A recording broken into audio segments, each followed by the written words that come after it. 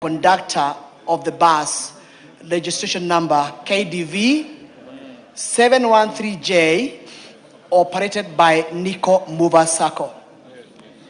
It is reported that while traveling from Rostas to Safari Park, a dispute arose over Kenya shillings 2020 fare balance, following which the bus conductor forcibly injected Mr. Mutuku as the bus accelerated. The post-mortem examination revealed that Mr. Mutuku died from severe multiple body injuries and internal bleeding consistent with fall from moving vehicle.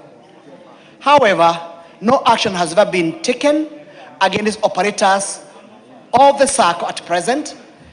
This incident has sparked widespread public concern over the conduct of public service vehicles operators and continued occurrence of passenger mistreatment, often resulting to fatalities.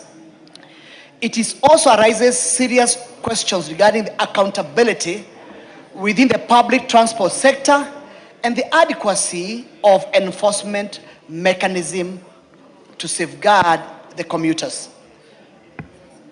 Honorable Speaker, it is against this background that I request for a statement from the chairperson, the Departmental Committee on Administration and Internal Security, on the following. 1, the status of the investigations of the death of Mr. Mutuku, including the process made in identifying, apprehending, and prosecuting the conductor and driver of the bus. Number 2, immediate measure taken by the Ministry of Interior and National Administration in collaboration with the National Transport and Safety Authority against Nico Movers Sacco, including the suspension or revocation of the company's operating licenses. I thank you, Honorable Speaker. Thank you, Wakili. Tongoyo. Thank you, Honorable Speaker. We'll ask to request that I respond in 2 weeks' time or the first Thursday when we resume from recess. Okay. So which one? You know, looking at the calendar, if we are still like to go on recess on that, 2 weeks will elapse. So can you bring a response on the 2nd? Yes. Thank you. 2nd, Mureo. Umulher Harun.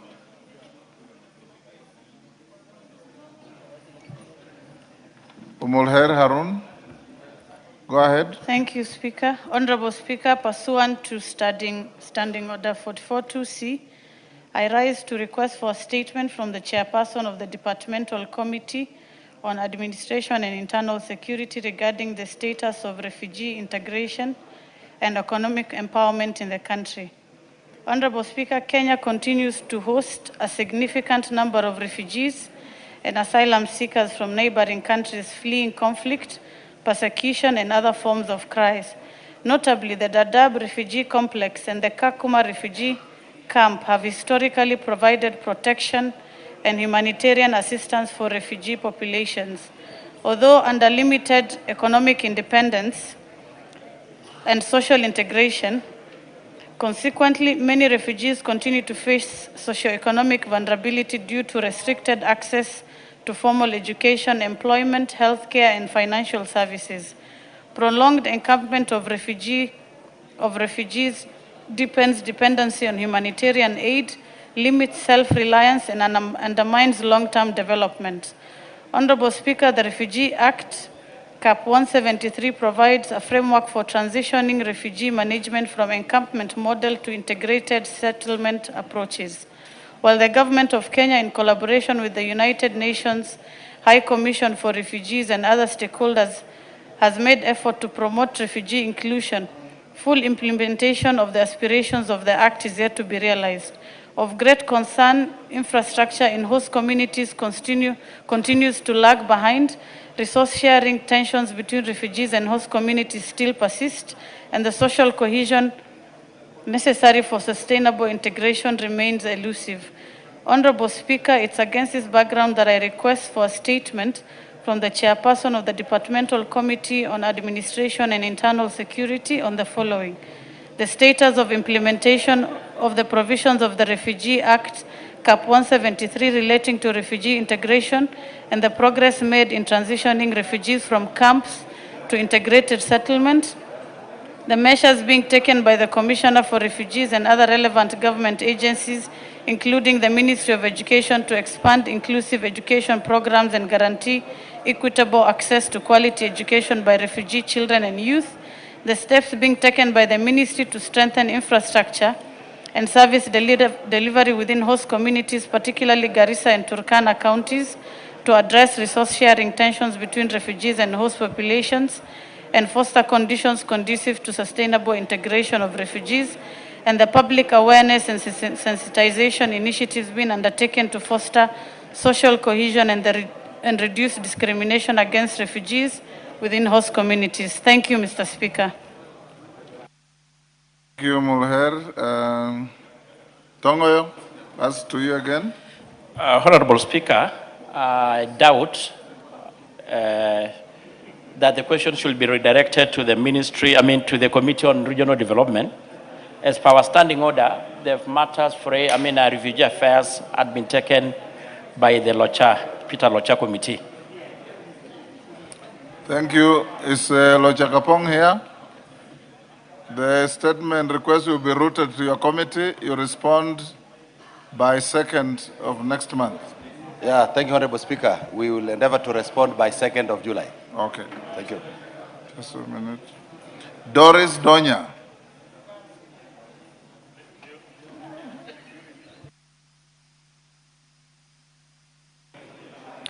Honorable Speaker, pursuant to the provisions of Standing Order 44-2C, I rise to request for a statement from the chairperson of the Departmental Committee on Education regarding placement of students in medicine and surgery programs in Kenyan universities. Honorable Speaker, reports on the outcome of the initial placement of students to degree programs in universities in May 2026 intake indicate that a significant number of qualified students missed out on their choices to study medicine and surgery. According to the Kenya Universities and Colleges Central Placement Service, that is KUSPS, both public and private universities accredited to offer the two courses cumulatively have less than 1,000 slots against more than 5,000 applicants who qualified for medicine and surgery programs. The limited number of slots has caused anxiety and frustration among students who attained outstanding grades in the 2025 Kenya Certificate of Secondary School exams, with the focus of pursuing medicine or surgery, only to miss out on placement in their desired courses. Honorable Speaker, the significant number of qualified students who missed placement in medical-related degree programs indicates that the demand for training into the two fields has outpaced the capacity by accredited universities. While KUSPS is mandated to place students in colleges and universities, it is limited to the number of slots declared by the relevant regulatory bodies. The situation raises concerns about the adequacy of training capacity for medicine and surgery programs, transparency or placement criteria, and the country's preparedness to meet future healthcare training demands and needs. Honorable Speaker, it is against this background that I request for a statement from the chairperson of the Departmental Committee on Education on the following: a report on the number of students who qualified for admission into medicine and surgery programs in 2025 placement cycle compared to the number who secured placement based on available slots in public and private universities. The criteria used in allocating students to medicine and surgery programs where the number of qualified applicants exceeds the available slots.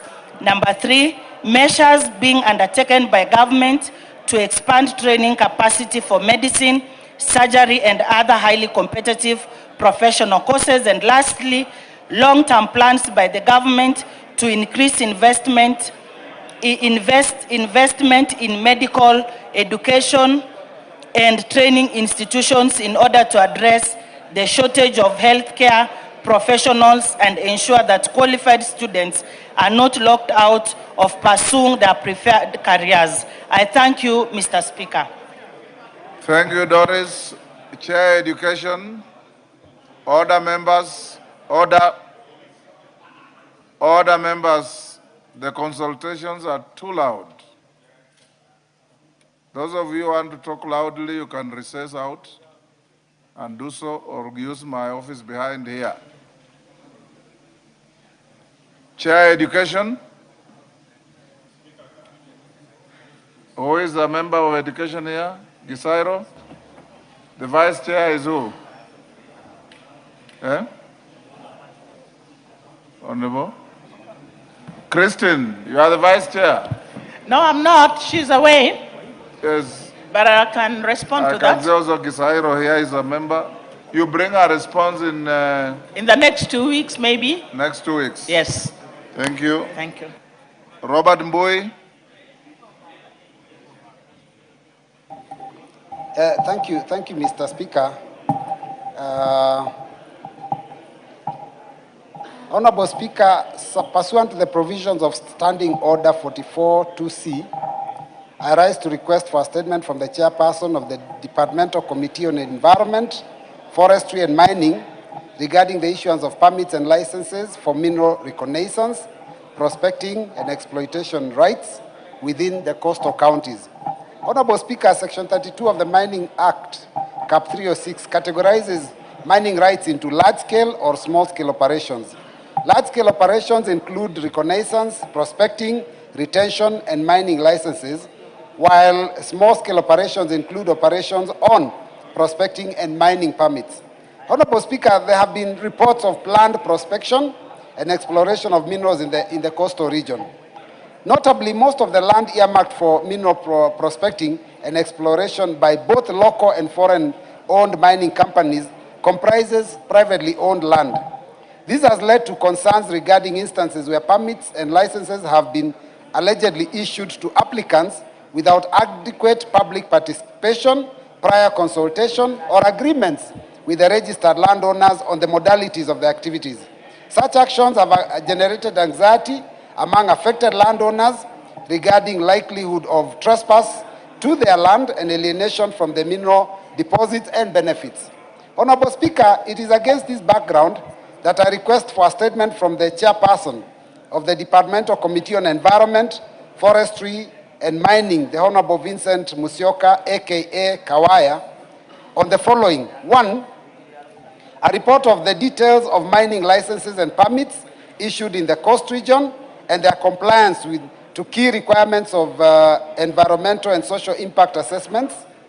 2, a report on the criteria and procedures applied in the issuance of permits and licenses for mineral reconnaissance, prospecting, and exploration rights within the region. 3, details of the measures put in place to safeguard the land rights of private landowners in areas earmarked for mineral exploitation. And finally, a report on the corporate social responsibility programs undertaken by the respective companies in the affected areas. I thank you, Honorable Speaker. Thank you. Chair Environment, Forestry and Mining. Cameron. Thank you, Speaker. Within 2 weeks. 2 weeks. Thank you. Within 2 weeks we shall report. Thank you. Response to a statement. Tongoyo, are you ready for this? Honorable Tongoyo, are you ready to respond to the request by Honorable Waitan? Yes. Yeah, Honorable Speaker, I have it ready. Go ahead. Honorable Speaker, you're not the Speaker, Daktari. I want to respond as follows. On the 23rd April, at around 7:20, Mr. Harun Abdi, an employee of the victim, reported at Pangani Police Station that Mr. Muhammad Abdir Ismail had allegedly been abducted by unidentified armed men. A team from DCI commence investigation, that is from Pangani, immediately, and under inquiry file number 04 of 26. And they visited the scene where they interviewed witnesses and collected relevant evidence. And they also circulated the missing person report to all police stations in the country. During the visit to the scene at the old race course estate within Kariokor, investigators established that there was no CCTV coverage in the immediate vicinity or surrounding buildings that will have assisted in the investigation. The witnesses interviewed confirmed that the victim was accosted by the 6 unidentified armed men who forcibly bundled him into a white double cabin pickup, while the second double cabin vehicle provided support. The registration number plate of both vehicles were concealed. The further mobile number data analysis on the victim's number established that the last active signal was traced along Desai Road, approximately 1.2 kilometers from the scene, after which the handset was switched off and has remained inactive since then. So far, the investigation team has been unable to get any positive leads that may assist in the locating or rescuing the victim and the identification, apprehension of the abductors. I therefore implore anyone who has information on the whereabouts of Muhammad to report to the nearest authority, and the same will be treated with the confidence. Meanwhile, investigation into the same matter is still ongoing.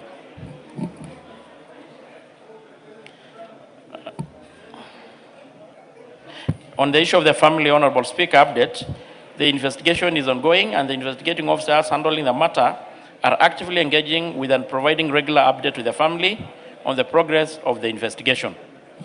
I think that is what is more relevant to the statement, Honorable Speaker. I submit.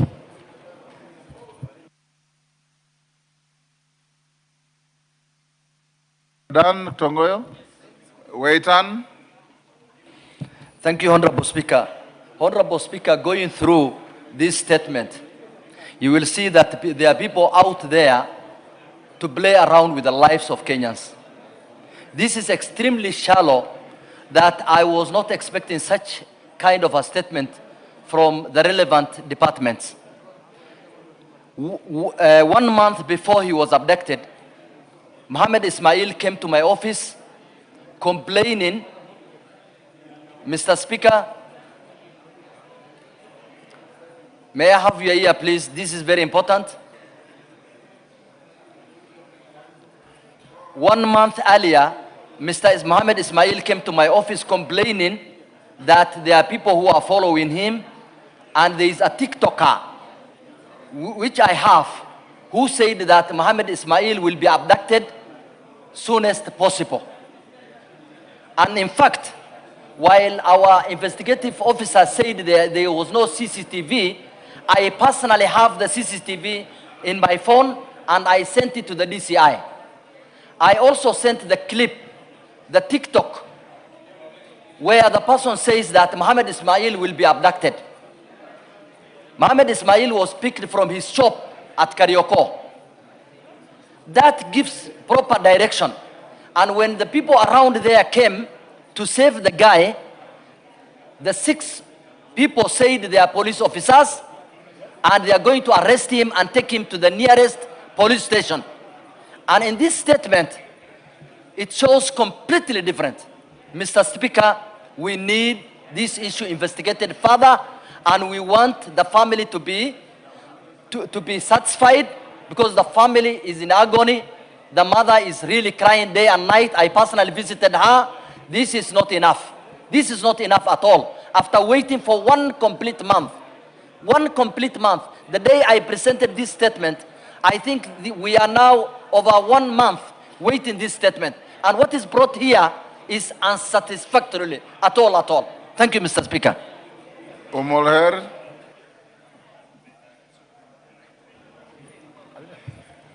Thank you, Speaker. I would want to also comment on this. Tongoyo, are you listening to the interventions? Matter.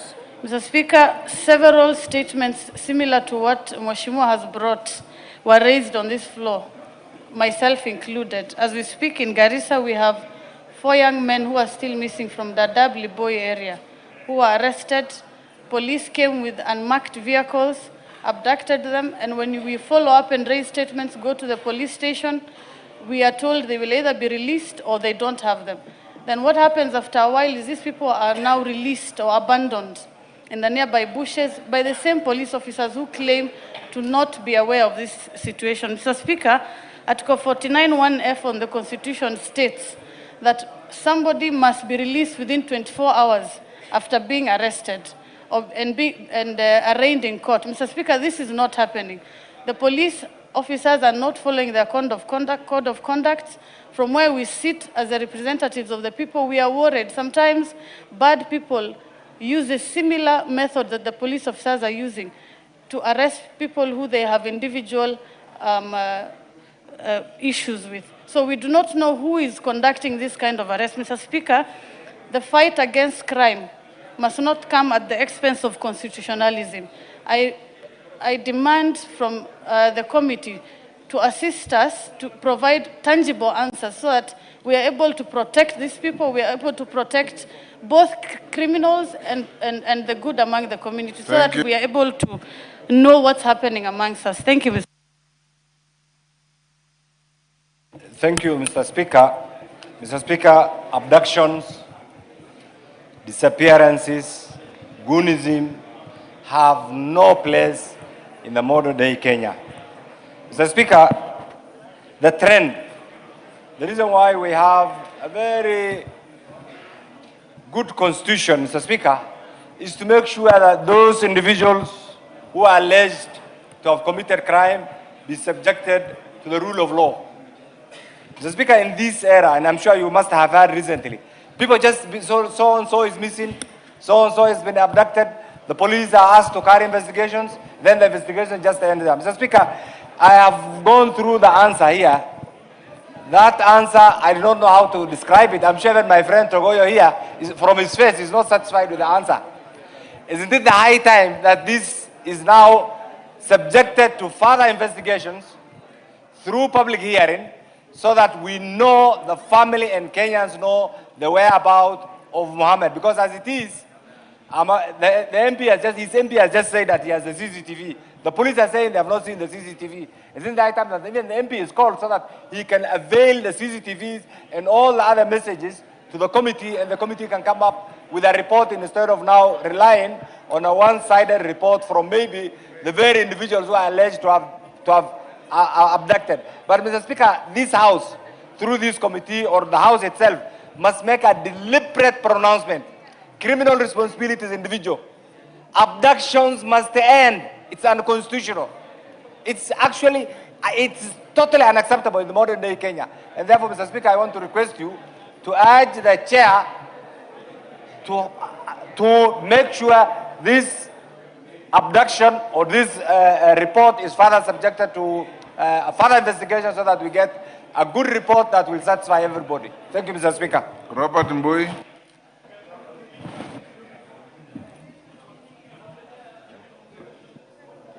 Robert Mbui. Give him the mic. Thank you, Mr. Speaker. Mr. Speaker, I sympathize with the family and relatives of Mohammed, Mr. Mohammed Ismail, because this is really a major issue. And I listened to the chair when he was giving his response. And Mr. Speaker, one of the things he mentioned is that the general public is being asked to give information. And Mr. Speaker, this issue of abductions and disappearances is really a major problem in this country. In fact, I'll tell you, Mr. Speaker, soon after people disappear or are abducted, we have started seeing bodies appearing in different parts of the country. Mr. Speaker, recently, some time ago, we had the bodies found in Kitui.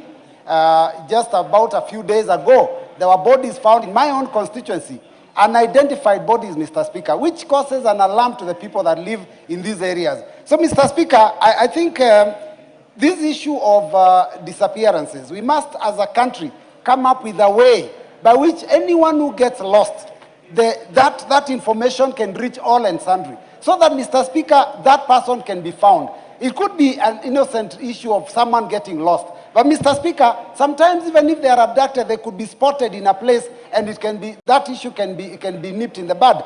Mr. Speaker, I want to propose a system where anybody who is reported missing in any police station in this country, there is a centralized place where that information is relayed, and then it is publicized through all media so that every Kenyan can know that a certain person from a certain area is missing, so that, Mr. Speaker, as a country, we can start getting rid of this problem. So, Mr. Speaker, I support this petition. I mean, this question. Yes, Hassan. After Hassan Tongo, you then can respond to those myriad Thank you, Mr. issues. Speaker. I wanted to add my voice to the concerns about the statement that was presented by Mr. Waiten regarding Mohammed Ismail. Mohammed Ismail is my former constituency manager and is from my constituency of Kamkunji. I know him very well and I have visited the family. On the day that he was taken by people from the security services because he resisted arrest. The neighbors were witnesses, and only when they identified themselves as members of the police force did he accept to go with them without any resistance. But in any case, even if this argument is, holds any water, that in fact he is not in custody, is the fact it is the responsibility of the government to protect its citizens. And it is up to this particular government Ministry of Security to search if he is not in detention, who has detained him and where he is. That is a right Kenyans expect out of their government. So to say we do not know where he is and who is holding is first of all not rational, not acceptable, not true. But even if it was true, then the onus is on the government to get him, to get the criminals who have taken him and to bring them to book. But the second element is that we have so many of these abductions, Mr. Speaker, in our neighborhoods. People are taken every other day. There is something wrong. These old dark days of detaining people using forces that are not in uniform is widespread. And if it is not addressed, it's going to be a major concern, a major human rights concern. So we are calling for the release of Mohammed Ismail with immediate effect. Tongo, can you? Honorable Speaker, before I say something further, Honorable Speaker should help us in this House. Because, Honorable Speaker, members should be also careful on the picking and use of words. Because missing persons are not abductions. And it should go on record, Honorable Speaker. Our police officers are so professionals, and they don't abduct, they just arrest. And they lay out procedures on what follows after that. So I call upon these members to be careful on choosing of our words. Abduction is no place in our constitution. Abduction does not have place in the present Kenya. Having said this, Honorable Speaker, even an allegation that the missing person or whichever it is are done by the police is merely an allegation. Nevertheless, Honorable Speaker, as I really also feel sorry for the family, but looking into my statement, Honorable Speaker, the last paragraph, the investigation, the report reads, the investigation team has been unable to get any positive leads to this end. And they call upon any other person with information to report the same to the investigating officers so that they can help, it can help the DCI to go into deep, to the root of the matter. So, Honorable Speaker, I want to say that we give the authority, the officers, we trust them, we believe in their capacity. There's a point of order from Waitan. Yes, Waitan, what's out of order? Speaker, is the chair in order to say that we should not use abduction while it is really an abduction, because that is the only time when you know the person is arrested, then you know where that person is taken, whether it is Bangani, the nearest police station, or any other police station. But in this case, we don't know the whereabouts of Mohammed Ismail. That is the true fact. And in fact, as clearly put by my colleague Yusuf, that when it is only the time they identified themselves as police officers is when he accepted to go into the vehicle. Before that, he could have defended himself the neighbors could have defended him, but when they introduced themselves, he accepted to go in. But up to now, we don't know the whereabouts of Mohammed Ismail. Thank you. That is not an arrest. Tongoyo. Speaker, let me suggest this way. The member who had raised the question is a member of my committee. We may be having the minister who actually will be in a proper position to respond to this in a week's time, be appearing before the committee on a different agenda. So I would suggest, I need your indulgence, if we can able to process during the committee session. That is better. And Waitan, you can then place those videos you claim you have before the committee for assistance. Honorable members, in the speaker's gallery, we have Cheborge Boys Secondary School from Bureti, Kericho.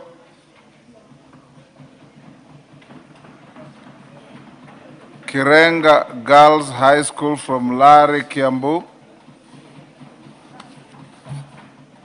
In the public gallery, we have Dominion Hope Academy from Kiamba, Kiambu. And St. Ronan Munyu High School from Kieni, Nyeri. On my behalf and on behalf of the House, we welcome the students, their teachers, and those accompanying them to Parliament. Member for Lari, Kahangara. Yeah. Thank you, Mr. Speaker, for giving me the opportunity. Allow me, on behalf of the members, to welcome the students who have visited Parliament, and in particular, Kirenga Girls from my constituency. It is one of the most disciplined schools where students decided to stick in school while others were going on strike. And I want to urge them to work very hard in their education, keep up the discipline. We are there to support you. And as you come to this House of Parliament, most of you should also aspire to come to this House so that you can also become good leaders moving forward. So on behalf of the House, welcoming all the schools, and particularly Kirenga, thank you, Mr. Speaker. Thank you. Is member for Bureti in the House? Member for Bureti is not in the House. I, together with then PS Zakayo Cheriot, started Cheborge Boys School way back in the 80s. We welcome them. Next order. Order number 8, procedural motion, reduction of a publication period of a specified bill. Honorable members, we now have just hold, you have some more. Oh yes, sorry, I had given Honorable Tongoyo an opportunity to make a short personal statement. Go ahead, Honorable Tongoyo. Thank you, Honorable Speaker. I'm going to be short. Honorable Speaker, this is a statement of appreciation. I rise today to express my heartfelt gratitude to this House for their support following the passing on and subsequent to the funeral of my father-in-law, one Mr. Councillor Peter Leongoitoi, a prominent touring community leader who dedicated himself to the service of others as a leader and a champion of development. Allow me through you, Honorable Speaker, to convey my special appreciation to you as the Speaker of this National Assembly for the leadership, compassion, and the support extended to me and my family. Honorable Speaker, your presence in the funeral and solidarity was deeply appreciated and will remain a lasting source of encouragement to us. Honorable Speaker, I also sincerely want to thank the members of this House who stood with me and the family during our period of bereavement. Honorable members, your messages of condolences, prayers, personal visits, attendance at the funeral, and various acts of kindness provided immense comfort and strength during our moment of grief. Honorable Speaker, I also extend my sincere gratitude to the Clerk of the National Assembly and the entire parliamentary service for the immense support they accorded to us during the grieving period. Honorable Speaker, the overwhelming support demonstrated by my colleagues reaffirmed the values of friendship, compassion, and solidarity that bind us together as leaders and as a national family. On my own behalf and the family and the larger Ngoitoi family, I thank each and every one of you for standing with us as we celebrate the life of our departed loved one. We remain deeply gratitude for your kindness, and we pray that the Almighty God bless you abundantly. I thank you, Honorable Speaker. Thank you, Honorable Tonge. Honorable members, we have a supplementary order paper approved that is now going to guide our business.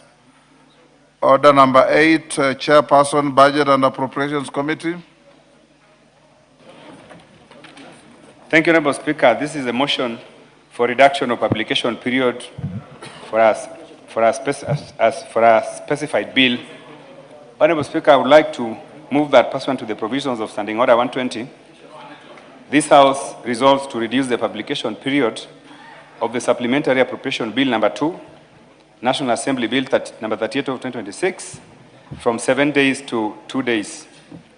Honorable Speaker, we have roughly 2 weeks to the end of this financial year, and these supplementary estimates, which were tabled yesterday, need to be fast-tracked by this House before the end of, in a short period of time, to allow the government to implement the programs that are contained in this bill. Therefore, we would like to persuade members to help us by reducing the publication period from 7 days to 2 days, so that roughly in the next 2 to 3 days, we should be, as a House, should have dispensed with this bill to allow the processing of the same. Honorable Speaker, I would like to ask the majority whip to second. Thank you.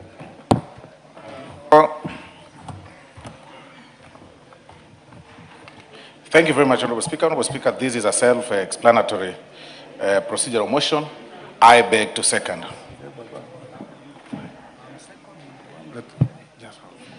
Honorable Order, Mule, take your seat. Koyo, take the nearest seat. Honorable members, I now propose the question at order number 8, which is that pursuant to the provisions of Standing Order 120, this House resolves to reduce the publication period of the Supplementary Appropriation number 2 Bill, National Assembly Bill number 38 of 2026, from 7 days to 2 days. We put the question? Honorable members, we now put the question at order number 8, which is that pursuant to the provisions of Standing Order 120, this House resolves to reduce the publication period of the Supplementary Appropriation number 2 Bill, National Assembly Bill number 38 of 2026, from 7 days to 2 days. As members of that opinion say aye. Aye. Those of contrary opinion say nay. The ayes have it. Next. Order number 9, procedural motion, resolution to hold a Thursday morning sitting and extend the afternoon sitting. Majority Leader. Thank you, Honorable Speaker. Honorable Speaker, I beg to move that pursuant to the provisions of Standing Order 33B on hours of meeting, this House resolves to A, hold a morning sitting on Thursday, 18th June 2026, commencing at 10 a.m. for purposes of considering priority business, and B, extend the afternoon sitting of Thursday, 18th June 2026 until conclusion of priority business as may be specified. Honorable Speaker, this again is just a procedural motion. As you are aware, the Chairman, Budget and Appropriations Committee has just reduced the publication timeline for the Supplementary Appropriations Bill, and considering that we are just 13 or so or 12 days away from the end of the financial year, we need to prioritize some of this business and conclude with it before the financial year comes to an end, so that if there are any exchequer releases that need to be done, they are done before the end of the financial year. Thank you, Honorable Speaker. I beg to move and urge the House to support this procedural motion, and I wish to request the Honorable Kainan, the Father of the House, to second. Kainan. Thank you, Mr. Speaker. I stand to second. Thank you. Honorable members, I'll now propose the question at order number 9, which is that pursuant to the provisions of Standing Order 33B, hours of meeting, this House resolves to A, hold a morning sitting on Thursday, 18th June 2026, commencing at 10 a.m. for purposes of considering priority business, and B, extend the afternoon sitting of Thursday, 18th June 2026, until conclusion of priority business as may be specified. We put the question? Honorable members, we now put the question at order number 9, which is that pursuant the provisions of Standing Order 33B, hours of meeting, this House resolves to A, hold a morning sitting on Thursday, 18th June 2026, commencing at 10 a.m. for purposes of considering priority business, and B, extend the afternoon sitting of Thursday, 18th June 2026, until conclusion of priority business as may be specified. As members of that opinion say aye. Aye. If those of the contrary opinion say nay, the ayes have it. Next. Order number 10, procedural motion. Chipkonga. Extension of a period for consideration of 29 statutory instruments. Honorable Chipkonga.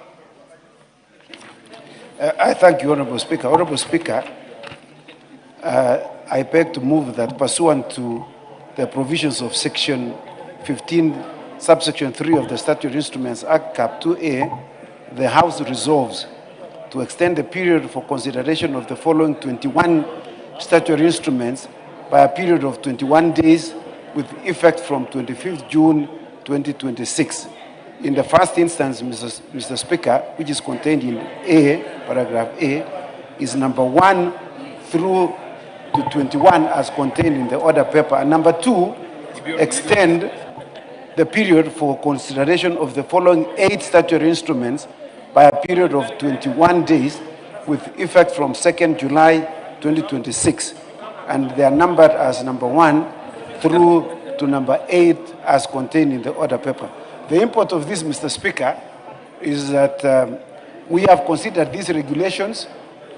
These are regulations that have been made pursuant to a number of protocols that government, the Kenya government, has succeeded to pursuant to the Chicago Convention of 1944. So government is seeking to domesticate those conventions, Mr. Speaker, or protocols in these regulations. And so, Mr. Speaker, we consider these regulations, there are 5 more, there are a total of 34. And we are seeking for extension of time to enable us conclude them as we are working on amendments that are necessary to comply with the Statutory Instruments Act, Mr. Speaker. And with those few remarks, Mr. Speaker, I beg to move and request the Honorable Onjoke to second. I thank you, Mr. Speaker. Who to second? Honorable Onjoke. Onjoke. Member for Bomachoge. No, Wanchari. Go ahead. Honorable Speaker, I rise to second. Thank you. Members on their feet, take your seats. Take the nearest seats. Bonchari. I stand corrected. Thank you.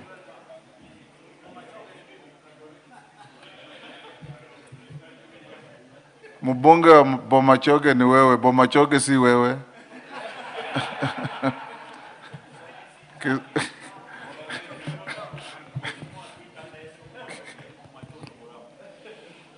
Honorable members, I now propose the question at order number 10, which is that pursuant to the provisions of Section 15.3 of the Statutory Instruments Act, Cap 2A, this House resolves to extend the period for consideration of the following 21 statutory instruments by a period of 21 days with effect from 25th June 2026.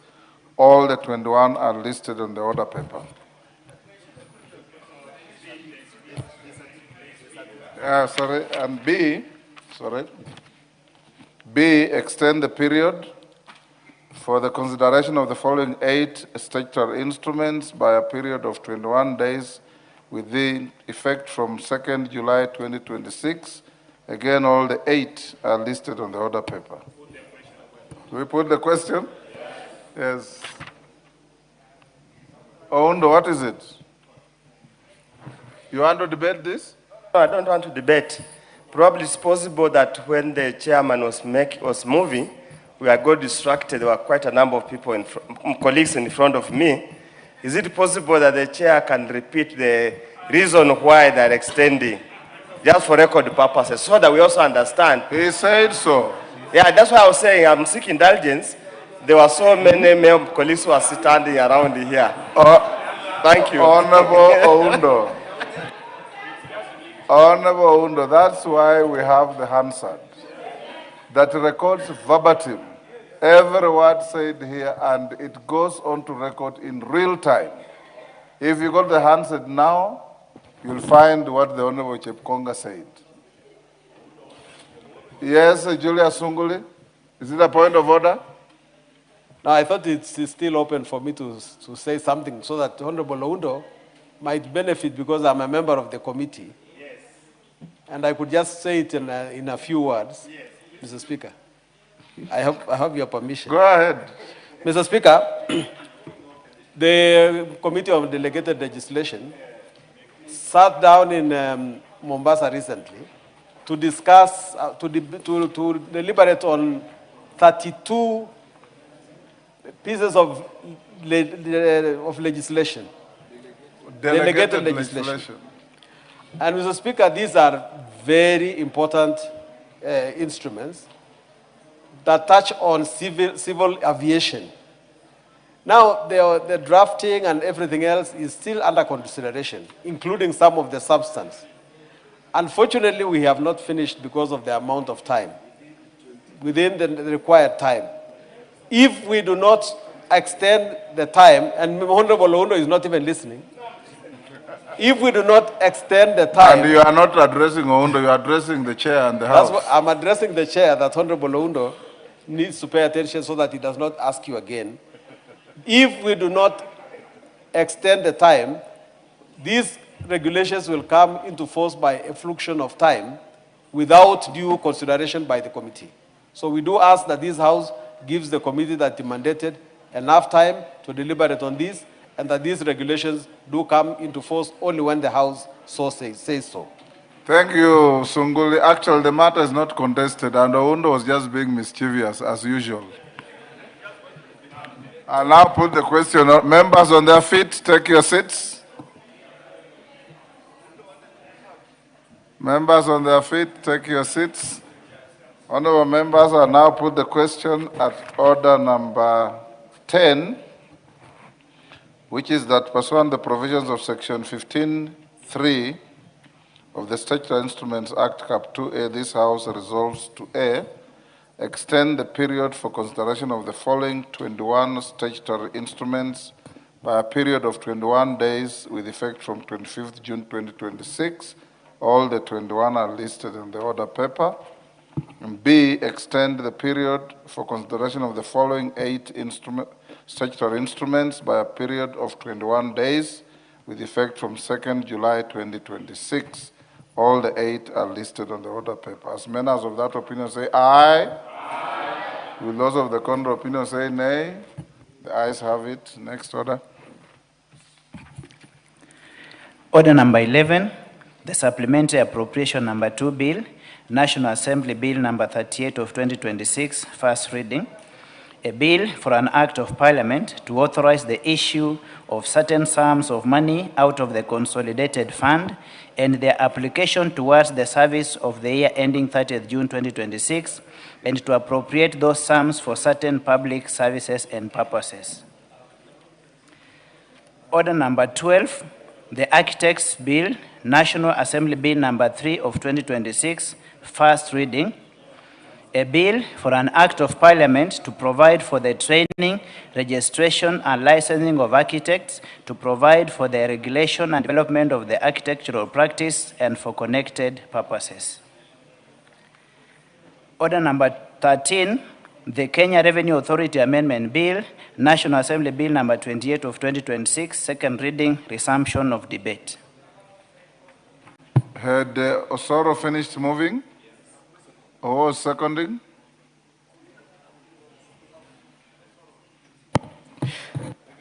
The Honorable Kimani Kuria was to second, and he's asked me to do that on his behalf. He's held up in a meeting. Proceed. Honorable Speaker, I rise to second this Kenya Revenue Authority Amendment Bill, which, Honorable Speaker, is a very small bill, only 4 clauses, And basically, it is realigning the Kenya Revenue Authority Act with other statutes that have since been repealed. And therefore, Honorable Speaker, if you look at the proposals in the bill, Clause 2 and 3 are just proposing to delete the term ex officio from Section 7 and 8 of the Act.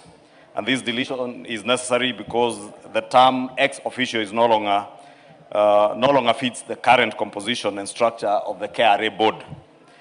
To Honorable Speaker, Section 6 of the KRA Act has established a very crisp board, which includes the chairperson, the Commissioner General, PS Finance, the Attorney General, and 6 independent members.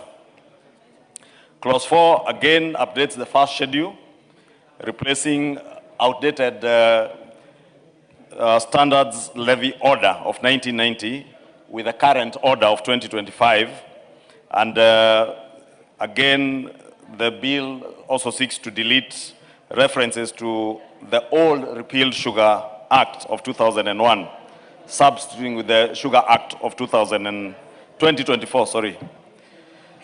And therefore, Honorable Speaker, the further amendment, Honorable Speaker, inserts the Retirement Benefits Authority Act into the list of written laws relating to revenue. This amendment formally incorporates the Retirement Benefits Act, Cap 197, to properly position KRA as the official collector of the retirement benefits levy. Therefore, Honorable Speaker, these are very short bill, only 4 clauses, just realigning terms that have been referenced to in the KRA Act, but those references have since been repealed to new acts of parliament, and therefore we're just realigning to make sure that the KRA Act refers to the current laws. And also that realignment to ensure that the retirement benefits levy is collected by KRA, again, by inserting the amendments touching on the Retirement Benefits Authority Act. Honorable Speaker, there is nothing much to say about this bill. It's a rather straightforward bill. I know following public participation and submissions by stakeholders, including the Commissioner General and commissioners of KRA, they also brought in issues touching on the frequency of meetings of the board, because by law, the board, I think, was required to sit every month, and it may not be necessary always for a board. It looks like the board is micromanaging the management of the commissioners. When they sit every other month, they sort of become part and parcel of the day-to-day running of the authority. And we want KRA to be run professionally by the professionals who are there, while as the board performs the function of oversight, overall oversight and policy direction of the organization, not day-to-day management, and even becomes cumbersome every now and then to convene board meetings and costly also to the authority.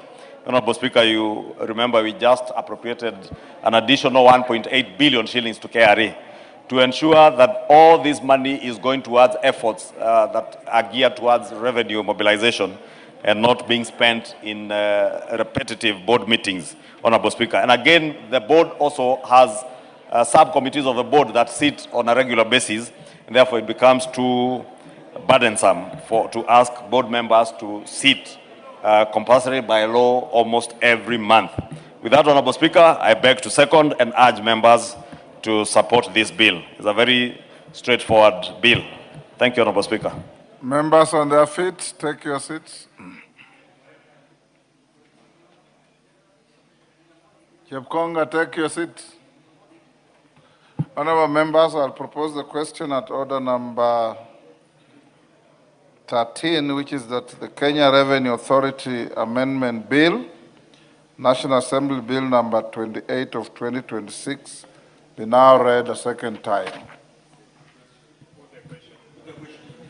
I put the question.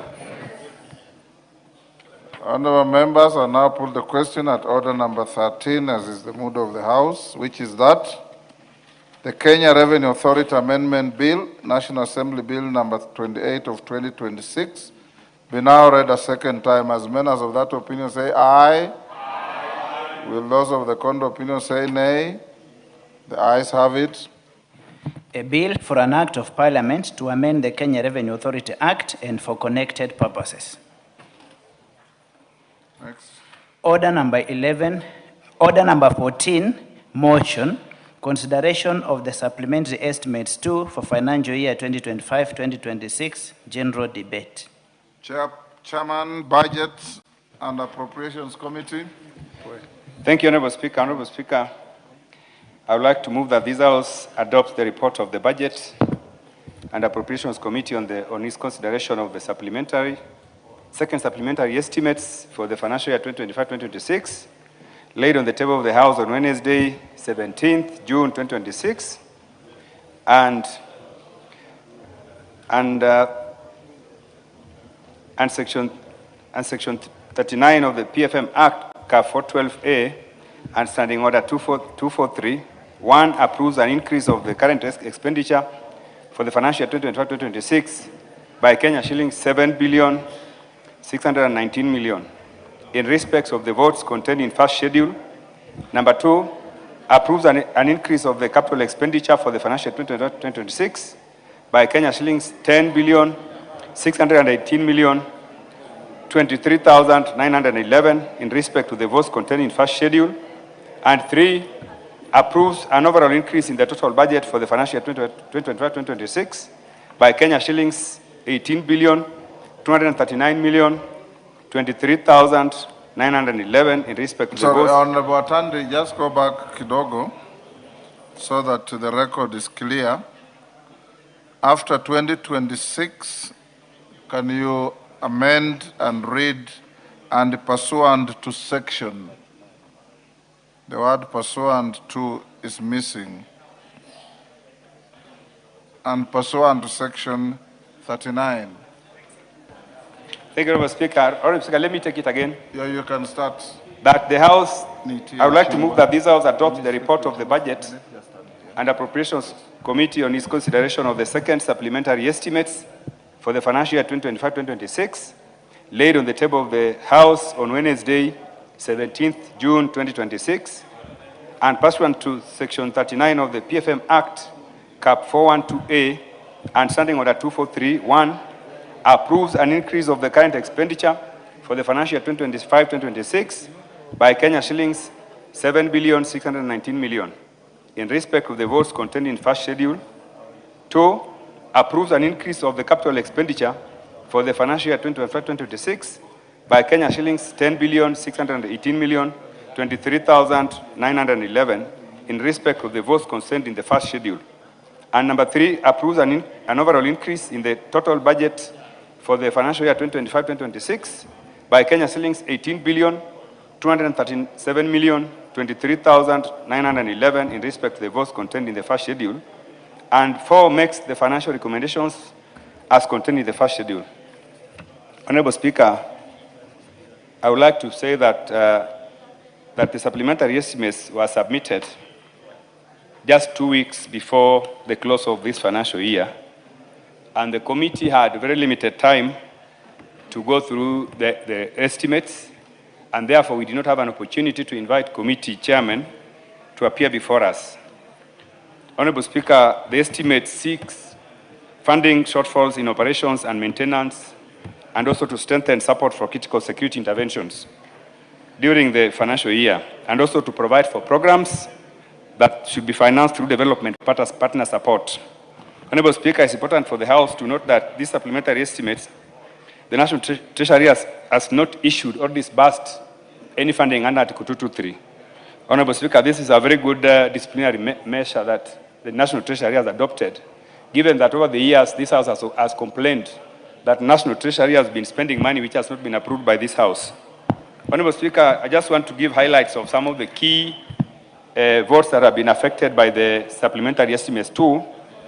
And the first one, Honorable Speaker, is that there's 3.85 billion which will be spent by the State Department for micro, small and medium enterprises, and 1.9 billion which will go to the State Department for Youth Affairs, Creative Economy, and an additional support that will go to National Youth Opportunities Towards Advancement, that is called NYOTA program.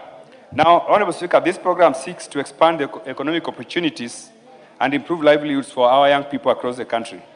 Honorable Speaker, the second allocation is 2.3 billion for the State Department of Water and Sanitation This money is meant to support the implementation of Mwache Dam project. Honorable Speaker, this is a very big water project in the coastal region, specifically in the Kwale area.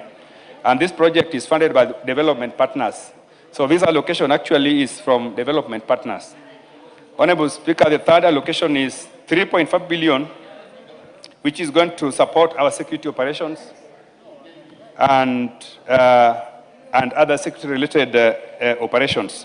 Honorable Speaker, there is another 1.5 billion shillings, which is going to the State Department of Education to cater for the arrears for the administration of national examinations and assessments. Honorable Speaker, when we passed the main estimates, there was uproar that we had not factored in the funds that were meant to pay for those who helped us in the invigilation of the previous exams. Honorable Speaker, I want to report to the House that this money has now been factored in this supplementary budget which you are going to pass now. Honorable Speaker, we have another 150 million shillings, which is meant for the acquisition of broadcasting rights for the 2026 FIFA World Cup through the Kenya Broadcasting Corporation. Honorable Speaker, we have the other allocation, which is about 4.1 billion, Honorable Speaker. This money is going to Sports, Arts and Social Development Fund for the completion of AFCON training grounds. Honorable Speaker, we have many AFCON training grounds that are on construction, but we did not have sufficient budget to be able to complete them in readiness for the World Cup, in readiness for the African Cup of Nations. Honorable Speaker, we now have 4.1 billion which we are going to use to ensure that they are completed. Honorable Speaker, of course, the National Treasury has done some reallocations. There are some resources which they had budgeted for personnel emoluments, and they have since realized that those funds will not be spent. That is about 700 million which we are going to cut from their estimates. And then lastly, Honorable Speaker, we have other reallocations within National Treasury of about 1.8 billion. These funds are going to help us also in cutting the budget of National Treasury. Honorable Speaker, since this is a very, very small bill and the amendments to the bill, to the estimates are very few, I don't want to spend more time explaining the same. And therefore, I would like to ask my able Vice Chairman to be able to second. Thank you, Honorable Chair.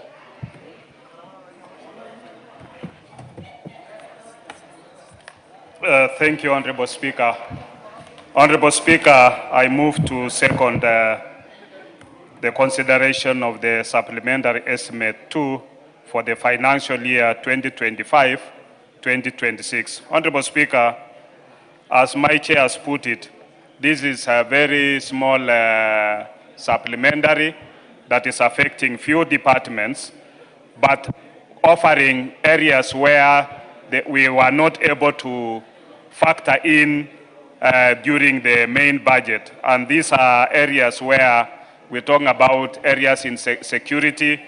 We are talking about areas where you find that there was initial disbursement for the Nyota program to our youths, and therefore they're expecting to get the second disbursement. And therefore this has been factored in, and we are hoping that when the youths get this money, they are able to engage in business. Honorable Speaker, we are also asking the ministry concerned to do monitoring and evaluation to make sure that the money is used to achieve the intended purposes, because some of the youths have not used the money for the purposes for which they were given to start small businesses.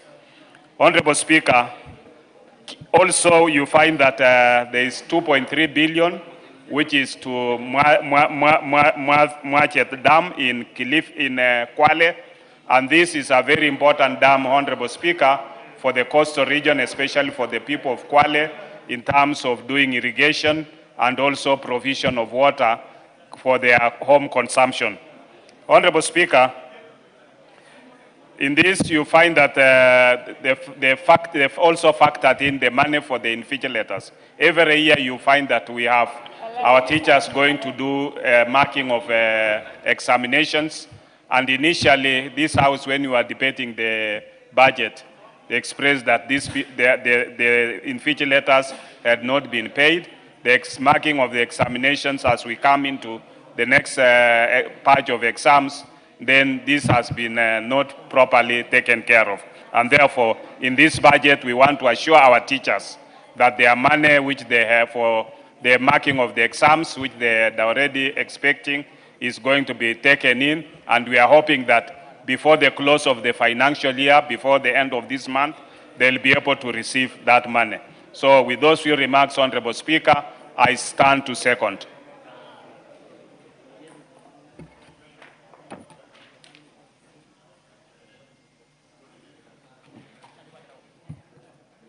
The Speaker did not fall.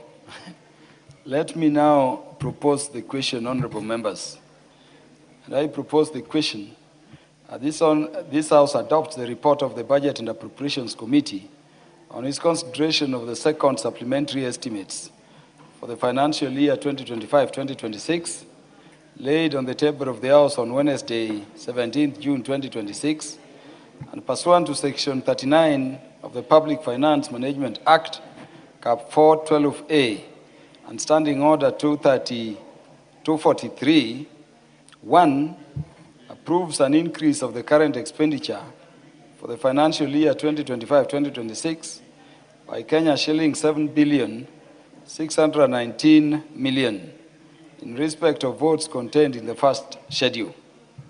2, approves an increase of the capital expenditure for the financial year 2025-2026 by Kenya shillings 10,618 million 23,911 in respect of the votes contained in the first schedule. Number 3, approves an overall increase in the total budget for the financial year 2025-2026 by Kenya shillings 18,237 million 23,911 in respect of the votes contained in the first schedule. And 4, makes financial recommendations as contained in the third schedule.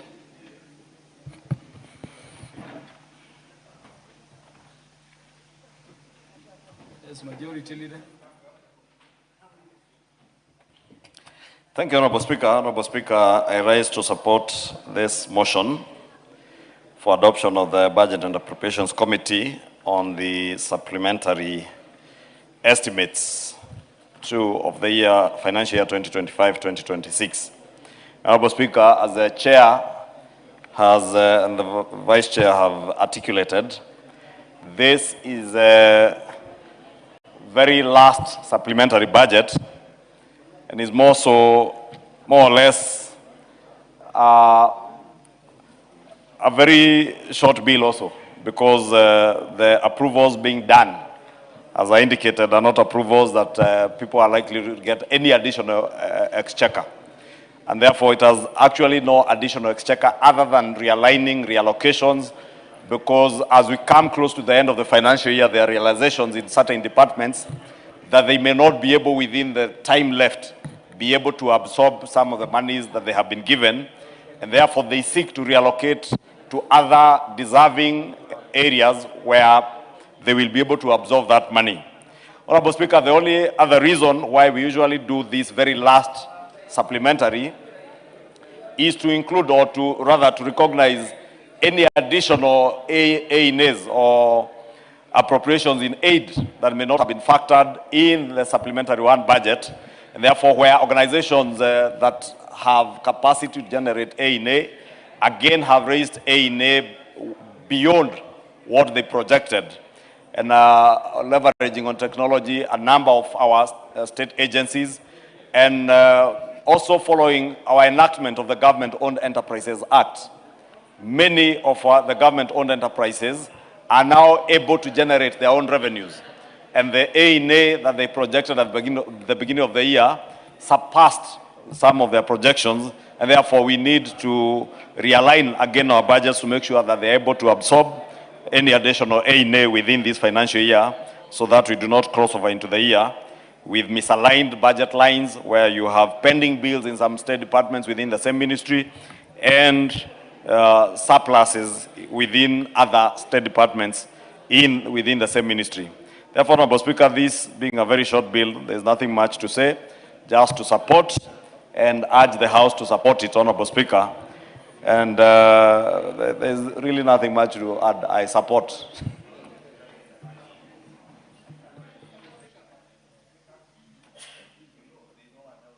The Honorable Minority Leader takes precedence. Mr. Speaker, I stand to support the report of the Budget and Appropriation Committee on the Supplementary Budget 2. Mr. Speaker, I want to commend the prudent management of finances by the Treasury. Mr. Speaker, I used to be in this House for many years, where every financial year we used to have 3, even 4 supplementary budgets. This financial year we are only having 2. And this one is very minimal. And the majority leader will agree with me. But during last parliament and the other parliament, previous regimes, we used to have supplementary 1, 2, 3. There's even a time I think we went to 4. That tells you that the people who are running the Treasury today know what they are doing. They know their work, Mr. Speaker. So, Mr. Speaker, this is the way to do. Even next financial year, we want to move maximum to 1 supplementary. Then, after that, we just implement the estimates as it has been passed by the House. Mr. Speaker, these supplementaries bring disruptions to the implementation of the estimates. So, Mr. Speaker, I know a lot of needs crop up all the time in the middle of the year, but prudent financial management requires you minimize as much as you can the provisions for supplementary budgets. So, Mr. Speaker, with those few remarks, I wish to support. And yesterday, Mr. Speaker, I was out of town, and I had some personal issues. I'm told my deputy sitting here was masquerading as a minority leader, Mr. Speaker. And I was really shocked when I saw in the evening the news, somebody, I'm just holding him, because, there are no numbers here. As you are aware, ODM has gone out of Azimio. I'm trying to protect him, Mr. Speaker, and preserve him. But he is now an Amea Pembe. Now he's saying that he can be minority leader. Mr. Speaker, we cannot be led by a party with 20 members of parliament. That's very small. They cannot even be minority. They can be minority of the minorities. That is the place they can take. So next time, let us not have that kind of confusion in the House, Mr. Speaker. I am the minority leader, as you know, constitutionally, under Article 108. So, Mr. Speaker, and I'm happy the House has passed the finance bill because there was nothing in it. It was just making and simplifying tax processes in the country, Mr. Speaker. This is, if you are still living in the days of the finance bill of 2024, then you will be stuck there forever. The country has moved on. We are now, and now you can see the war in the Middle East is ending. Iran and America are making peace. Now the prices of petroleum products will come down.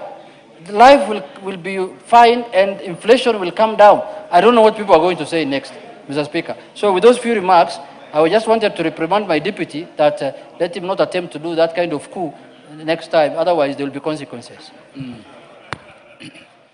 I hope the answer will be checked. And if there is any such representation on change on leadership of the minority side, it be expunged straight away because the House is clear under the Constitution on who the minority leader is. Yes.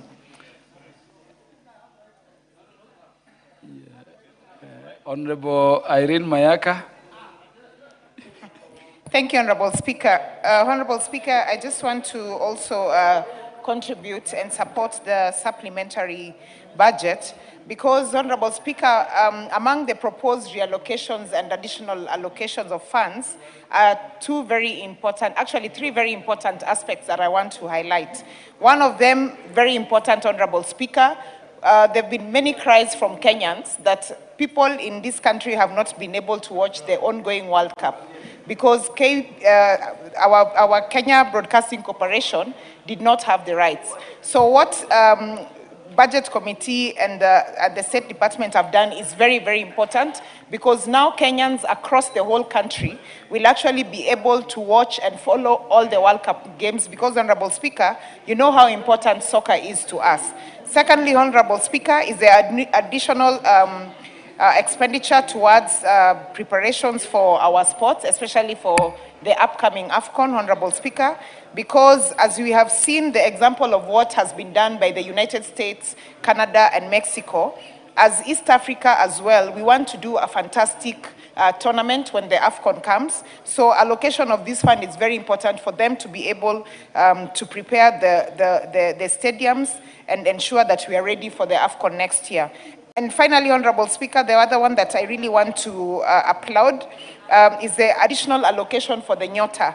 Because, Honorable Speaker, we saw when the President was going around and issuing funds through the Nyota program, how helpful and beneficial this was to our young people. So an additional money towards that is very important, because for the young people who got the initial allocation and were advised that once their projects become viable, then they will get more money to also to actually increase what they're doing, then this goes very well into encouraging and ensuring that this is actually implemented. So, Honorable Speaker, I just want to applaud the Chair of Budget and the team and to support these additional allocations and reallocations of funds. I thank you.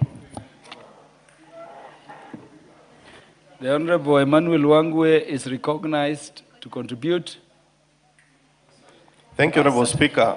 Honorable Speaker, allow me to, on the onset, to appreciate the Committee on Budget and thank the Honorable Atandi for the good work he has done towards the supplementary estimates too.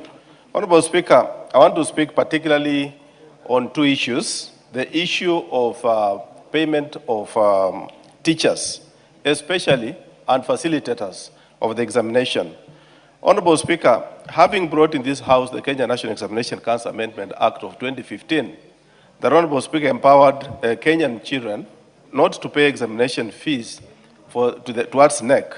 It calls on the facilitators, Honorable Speaker, to make sure that the examinations are administered on time and examinations are not leaked. And Honorable Speaker, for you to do that, you should entice them by paying them on time. I want to make a request, Honorable Speaker, that whereas we applaud the government for putting into the supplementary too, it is my request that next time, Honorable Speaker, we consider this payment in supplementary one, because they will undertake the examinations on time, but we will not be able to know maybe at what cost in totality the entire cost of the facilitation, Honorable Speaker. Therefore, I want to thank the government, but also ask that we consider next time in supplementary one. Honorable Speaker, what also calls for me to appreciate the estimates too is the issue of Nyota. The country, Honorable Speaker, is outright with the youth. We have to call a spade a spade. The youth population, Honorable Speaker, must be considered. We must look at the youth with a very open eye, support their interests, and also make sure whatever we budget considers the youth, Honorable Speaker. And factoring the Nyota program, the remaining portion of the Nyota program, is a good thing. And we encourage the government to continue with that spirit, Honorable Speaker, such that we continue supporting the youth program through Nyota. Honorable Speaker, the final thing I've seen that is positive in this program is the facilitation of water program. What they've just put in, Honorable Speaker, 2.3 billion for the dam in Kwale is a good thing. Let us call a spade, Honorable Speaker. Many people say Kwale is near the ocean, so it has water from the ocean. That is not true. They deserve this dam, Honorable Speaker. As Kenyans, let them have this dam. And also, Honorable Speaker, now towards the main budget, let us also have the Kakamega Bungoma Bulk Water Program implemented into the main program, so that even us as Kenyans can access water, and not just water, but clean water. Thank you, Honorable Speaker. I beg to support. The Honorable Dr. James Nyikal is recognized to contribute. Thank you, Mr. Speaker, for giving me this opportunity. I rise to support the second supplementary budget estimate.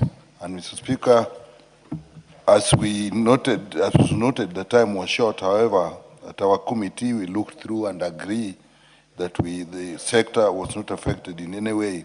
However, we noted with the concern that there may have been need to factor in Ebola preparedness funding. Even the ministry had noted that and written, but we had raised this with the chair of the Budget and Appropriation Committee.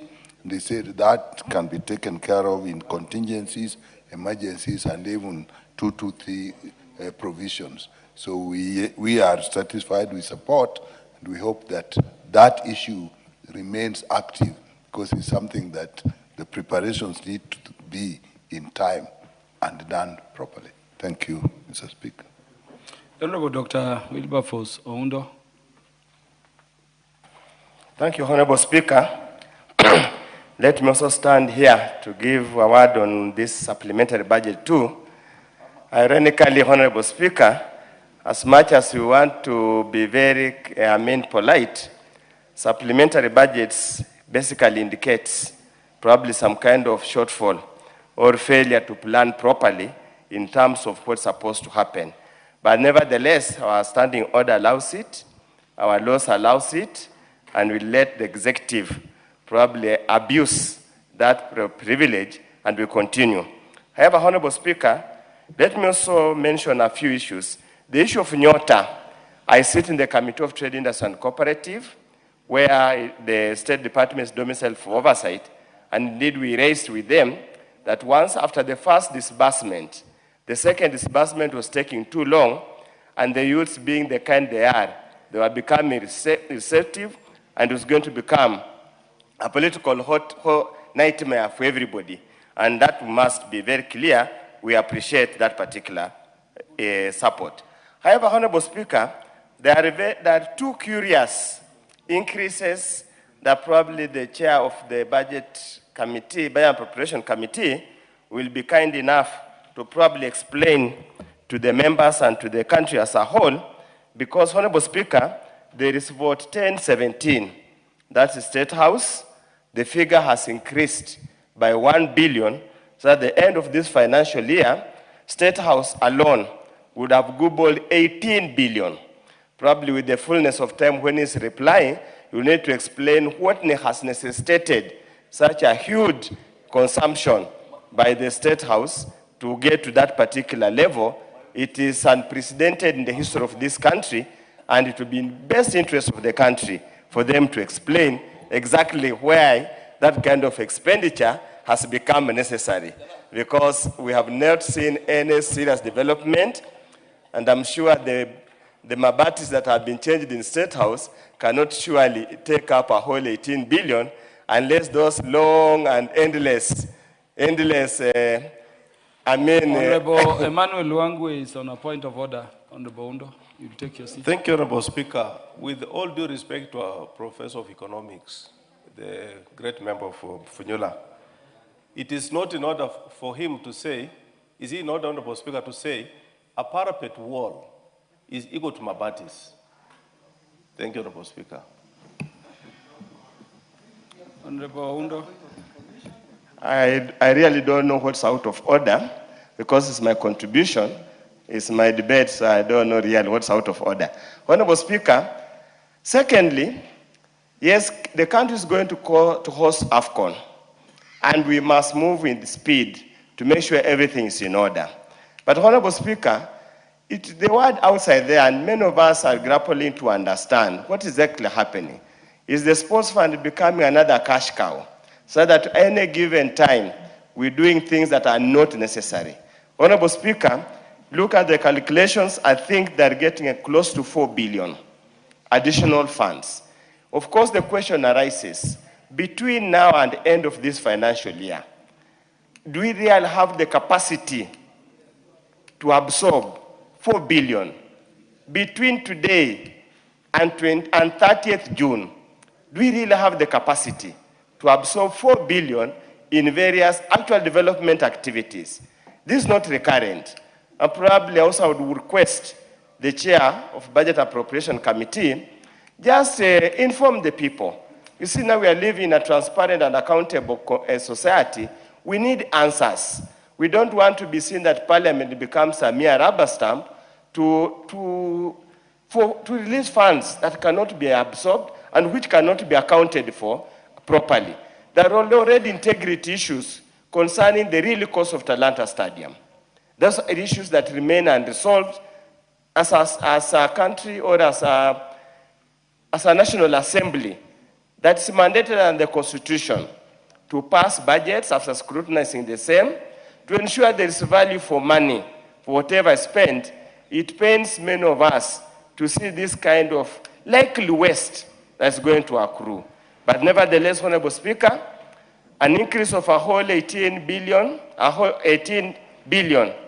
on this supplementary budget alone sends shockwaves given the short period of time left. Honorable Speaker, I would have actually expected much more, probably more priority areas.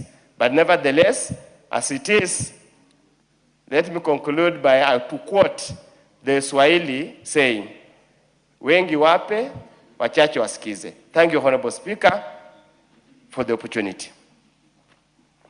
Honorable Mutuse.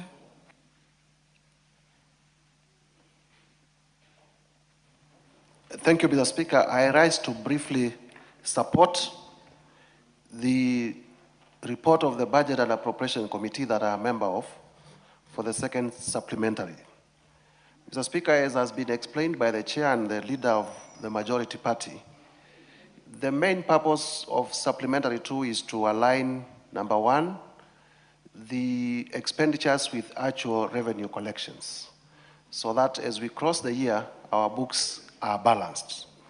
Number 2, we are also providing funds, especially where we have development partner funded projects, and the government has its own matching fund obligation, so that the matching fund obligations are also provided for, and that we have ensured is done. In terms of the monies that are being appropriated to the Sports, Arts and Social Development Fund, and which the Honorable Dr. Aundo spoke about 4 billion shillings. I think Kenyans, because it is an era of transparency, like he has said, these are monies that have been raised from appropriations in aid in terms of the monies and fees charged through betting. And these monies are being appropriated under the Sports, Arts and Development Fund to pay already certificates that are due for some of our stadiums. The Honorable Undo. You know, you raised some fundamental issues around sports which are being responded to. Mr. Speaker, if I may repeat, the 4 billion or so that has been appropriated under Supplementary 2 to the Sports, Arts and Development Fund under the explanatory notes, and I know that Dr. Undo is capable of reading and understanding, are monies that have been collected between the period of the passage of the first supplementary and now from betting, and therefore appropriations in aid. And the monies are appropriated for purposes of paying certificates that are already due, for stadiums that are going to be used for AFCON, both for competitions and for training purposes. And the stadiums have been appended, they are part of the supplementary budget, and therefore it is wild to allege that the monies that the Sports, Arts and Development Fund is a cash cow. Mr. Speaker, I support and I urge the House, now that the mood of the House is that we are in support of the second supplementary, that, Mr. Speaker, you may find it necessary to call the mover to reply. The Honorable Jematia.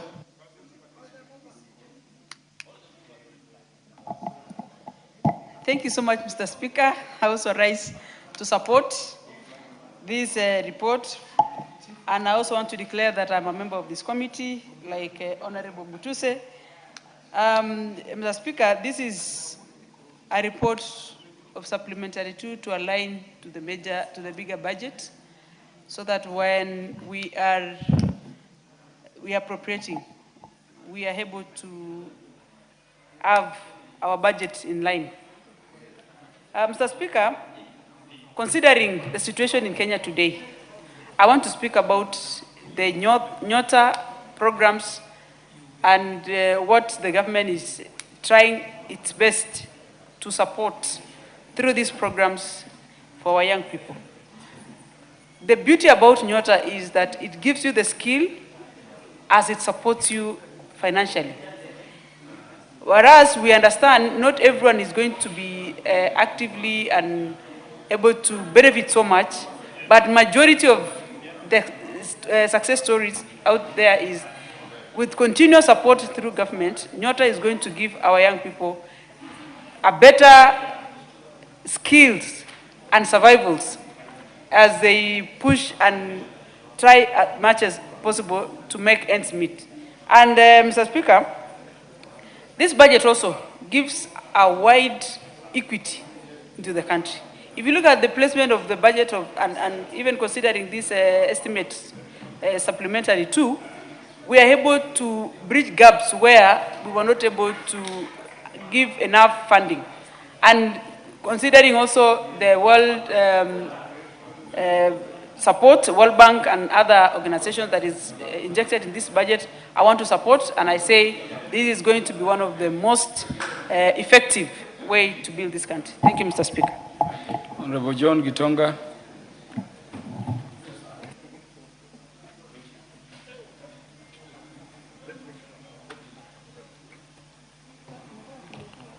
Thank you, Honorable Speaker, for the opportunity. Honorable Speaker,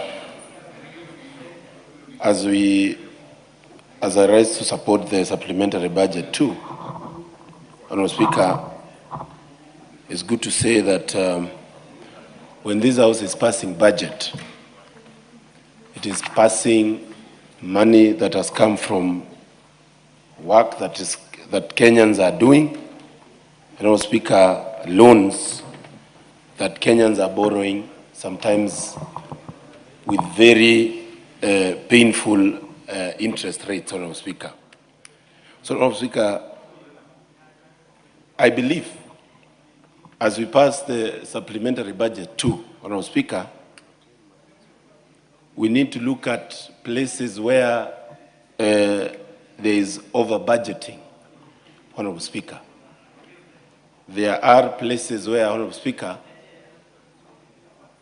people and ministries and parastatals are getting more resources than they need.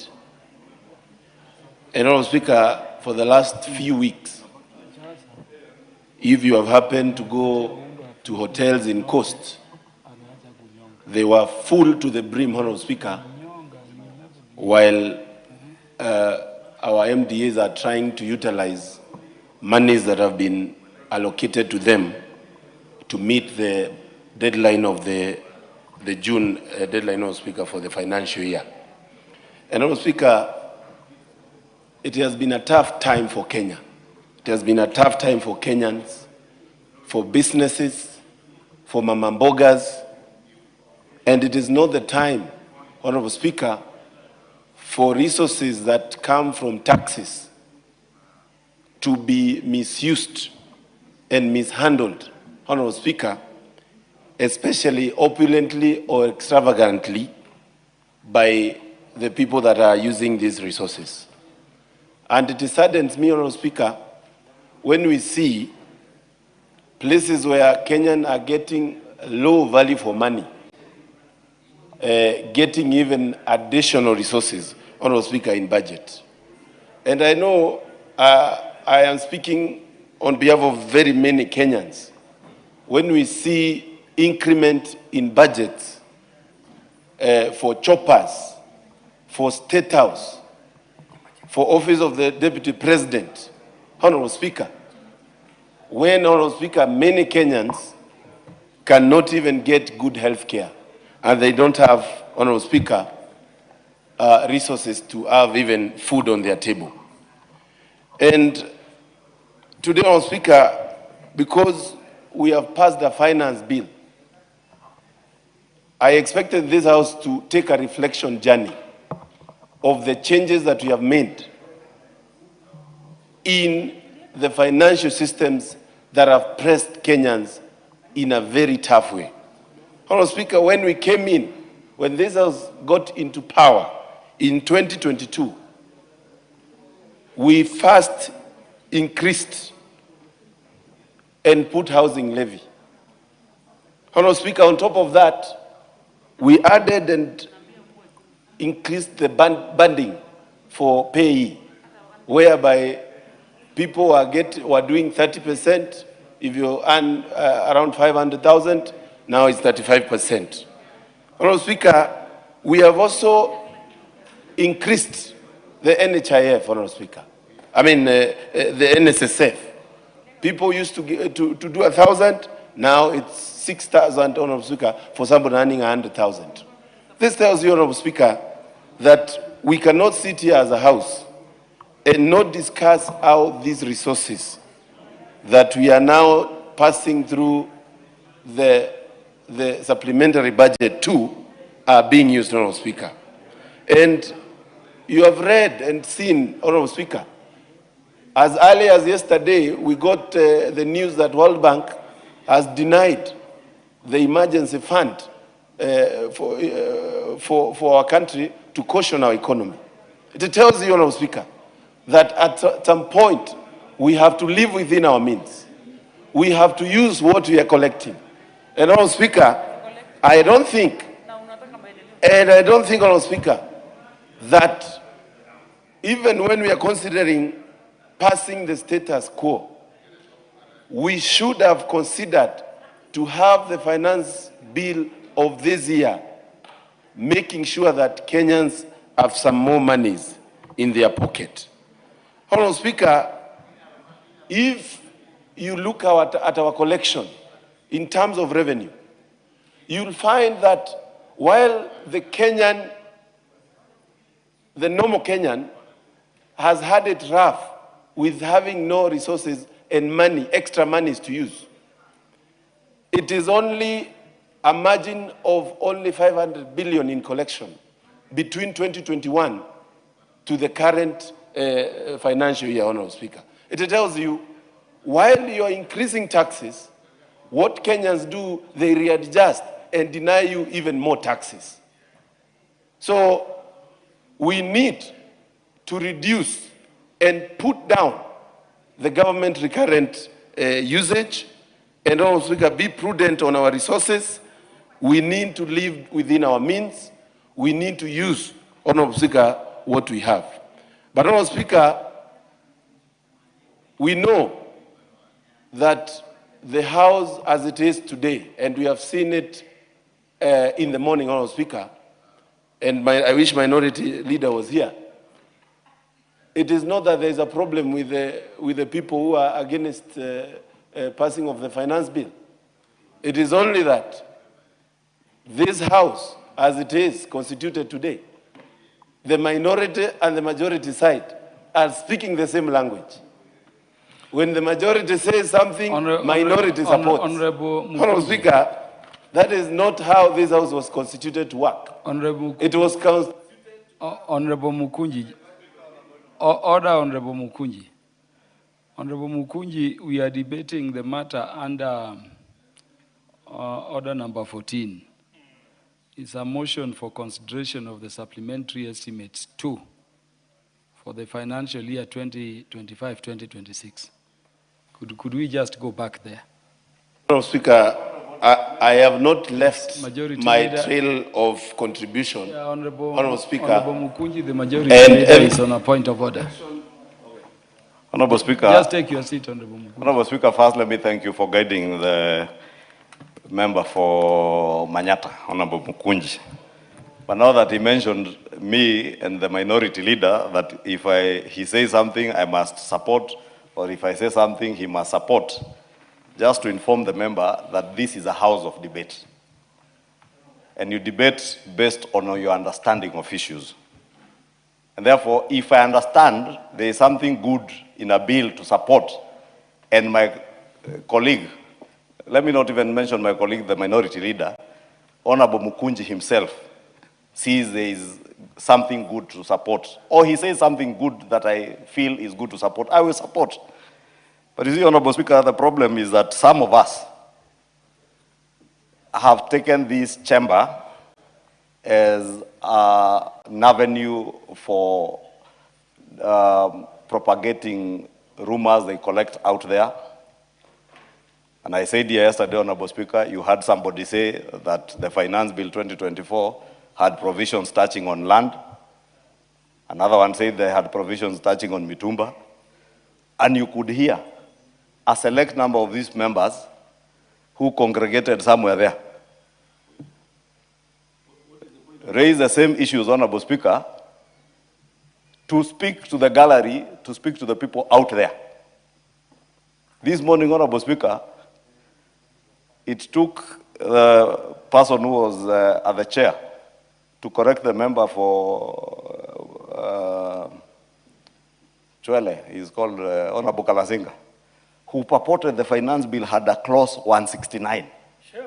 A bill that had only 56, 57 clauses. Honorable Speaker, I had another one here yesterday telling us, don't tell us to point to a clause. We know, we are not fools. But I ask myself, if you are not a fool, then you should be able to read a bill and tell us this particular provision is contained in clause number 1, clause number 2, clause number 3. And therefore, thank you, Honorable Speaker, for guiding the member for Manyata to restrict himself to the supplementary estimates 2 of 2025-2026. Not to take us to that circus of just wanting to point fingers. I know some of you, like him and the member for Kajiado North, Honorable Ngogoyo, if they don't mention the lead of majority or lead of minority, their leaders out there will whip them. Thank you, Honorable Speaker. Honorable Mukuji, you can be sure you are protected from any whipping outside there. Honorable Speaker, I will just not respond to the majority leader, simply because there was no point of order, and he is just lucky that he got your eye and got a chance to contribute. But, Honorable Speaker, my contribution was rightly put, that as we pass this supplementary budget, the finance bill is where these resources come from. And I was guiding this House simply and clearly that while we are passing these taxes, and while this House, the minority and the majority side, have combined efforts to ensure the executive have their way, they must not forget that they represent the people of Kenya. We are the only representative that have been given mandate to speak on the behalf of people of Kenya. So, Honorable Speaker, I was saying, and I will repeat, that this House has a responsibility, Honorable Speaker. The Honorable Jared Okello is on a point of order.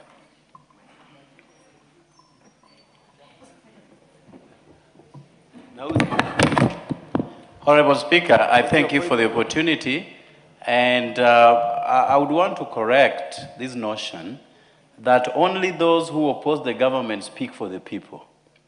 Honorable Speaker, when a government is formed, be it those who voted for that government or those who opposed that government at the ballot, it then becomes one universal government for the day, Honorable Speaker. And to delude people into believing that there is a section that can only represent the wishes of the people to the detriment of those who are also in this House but are supporting the cause of government is misplaced, Honorable Speaker. Honorable Speaker, we have constantly, right from the onset, seen a kind of desperation here, where there are people trying to whip up emotions of the Kenyan citizenry, so that whatever they have planned, be it on the 25th, 26th, I don't know when, that it must have to be achieved by giving the wrong information to the populace out there, Honorable Speaker. We have a document that all of us have read. We do know that the government must also run its programs, Honorable Speaker, and it is not only restricted to the Republic of Kenya. Every government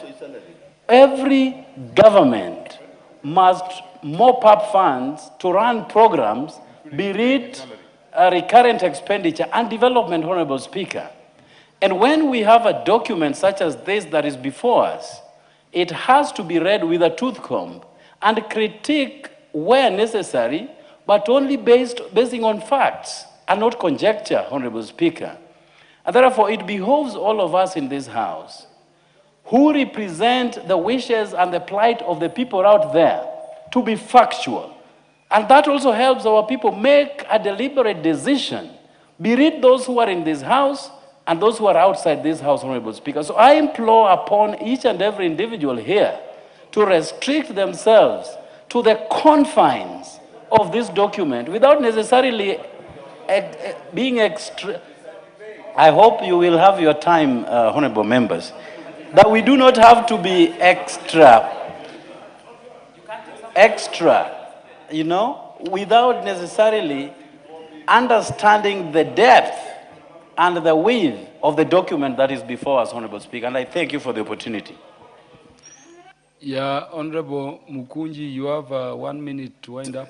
Honorable Speaker, all these interruptions, you can see clearly, they are meant to just dissuade the alternative voice in this House. But Honorable Speaker, I'll still insist, and I've said we are not only the representative of the, but sometimes, Honorable Speaker, you have to remind this House. Honorable Speaker, in 2024, this House passed the finance bill. And everybody is aware that the population, almost 90% of this nation, was against that finance bill. It is the president actually that said he's not going to sign. And this House had passed it. And Honorable Speaker, we cannot ignore this fact that at some point you have to remind the people that they are representative of the people out there. But Honorable Speaker, because I'm concluding, as we pass, we need to see and ensure that we don't over-budget for some offices so that we ensure Kenyans get value for money and we put our monies where our mouths are as Kenyans. We don't need to have an increment in budget in places where actually almost sevenfold when you consider from 2021 to almost 2026. Yeah, the Honorable Wandeto, the MP for Tetu, Honorable Geoffrey Wandeto. Thank you, Mr. Speaker. I would also like to contribute to these supplementary estimates, which seeks to increase the overall budget from 2.913 trillion to about 2.931 trillion, an increase of 18 billion shillings. And Mr. Speaker, the concern of every Kenyan is that out there, people are struggling to put food at the table. People are struggling to fuel their vehicles with the current increases in fuel and in the attendant cost of living. And Kenyans have generally been crying that they wish to see a government that is more responsible when it comes to expenditure, a country that lives within its means. Mr. Speaker, we have continuously seen what I would call an expansionist budget over the last few years, moving, I think, from a low of 1.8 trillion, I think that's where Kibaki left us, now to 4.8 trillion. And Mr. Speaker, a lot of this is coming with two costs. One, the widening budget deficit, which this year, and I know we are not speaking about this year's budget, is estimated to move to about 1.2 trillion shillings. And also the increased debt burden to the country. And I feel, Mr. Speaker, we could be doing a lot of things at the expense of the future generations of this country. And so as responsible leaders, Mr. Speaker, it is important that even as we think through the budget estimates, even as we think through the expenditure for this country, that we spare a thought for the ordinary Kenyan, and that we also apply our money to the areas that directly benefit our people. Looking at where the 18 billion is going, it's difficult, Mr. Speaker, to really speak to some measurable, direct benefits to the common mwananchi. We could make the president more comfortable at a better state house. We could build bigger stadiums, which are coming at a very huge cost to this country. But to what extent is that really benefiting Wanjiku, as we always talk about, the common mwananchi? Mr. Speaker, the other issue is our absorption capacity. Again, you find at the end of every financial year, you have money that was appropriated, but that has not been spent. So we also long for the day the chairman of the budget committee will come with a supplementary budget that is reducing. Because every time we see is an increase from the last estimate. When will we come and tell Kenyans that now we are ready to cut our cloth, according to our size? We are ready to live within our means, and that we are ready to start making sacrifices on some of these non-essential items. I've seen the office of the deputy president has been added 100 million shillings. This is the same office that was that we were told, has overshot its transport budget because of the number of choppers that it has to hire or the frequency of those choppers. Mr. Speaker, we've also been told by the Anti-Corruption Commission that approximately 2 billion shillings, 2 to 3 billion shillings is stolen every day. So again, when I look at the 18 billion, is this theft for 1 week? Because if we are going to pass money, then it is stolen in a week's time. Because if 3 billion is stolen every day, the 21 billion will be stolen in exactly 1 week. So, Mr. Speaker, we need to think about some of these things. I brought to this House, Mr. Speaker, last week, and Mr. Speaker, I brought to this House, you can protect me from... Emmanuel Wangwe is on a point of order. Okay. Just take your seat briefly on the board. Thank you, Honorable Speaker. Honorable Speaker, will I be in order to ask my very good colleague, the CPA, Wandeto, to also mention that statistic is statistics as per the former president, Honorable Uhuru Kenyatta. Thank you, Honorable Speaker. Thank you. I can answer my chairman. The latest ESC statistics shows that the country is losing 783 billion to corruption. So you can divide that by 365, and my chairman, I know his phone has a calculator, it will come to roughly about 2 to 3 billion. Honorable John Wandeto, just take your seat. The chair of the Departmental Committee on Justice and Legal Affairs is on a point of order. Thank you very much, Honorable Speaker. Honorable Speaker, I was studying Order 83. Honorable Wandeto is required to substantiate what he is stating as a matter of fact when he knows that he doesn't have the facts. Any allusion to 2 billion shillings being lost in a day was actually made by the former president, Honorable Uhuru Kenyatta. We have not had any other report whatsoever from anywhere howsoever that we are losing money on a daily basis and at what rate. So if he's drawing an analogy with that statement, he has to say so. If he states it as a matter of fact, we require substantiation because we do not have any facts of any allegation that we are losing 2 billion shillings, less or more per day, as he alleges. Mr. Speaker, allow me to move on. And, Honorable Wandeto, let me read for you the provisions of Standing Order number 91. At Sub-Order 1, it says, a member shall be responsible for the accuracy of any facts which the member alleges to be true and may be required to substantiate any such facts instantly. You've just mentioned that the country is losing 2 to 3 billion. Would you substantiate so that we go over the matter? Yes, I would invite Honorable Murugara after this. He can come and I can show him the latest ESCC report. The latest ESCC report is also online. Honorable Wandeto. It is also online. Honorable Wandeto, whatever you say before the floor is not for... So, Mr. Speaker, can I offer to bring the data? Don't interrupt the speaker. Did you hear the word instantly? And that is what you are being required to do. If you cannot substantiate instantly, you withdraw that statement and you make it when you have the substantiation. Thank you, Mr. Speaker.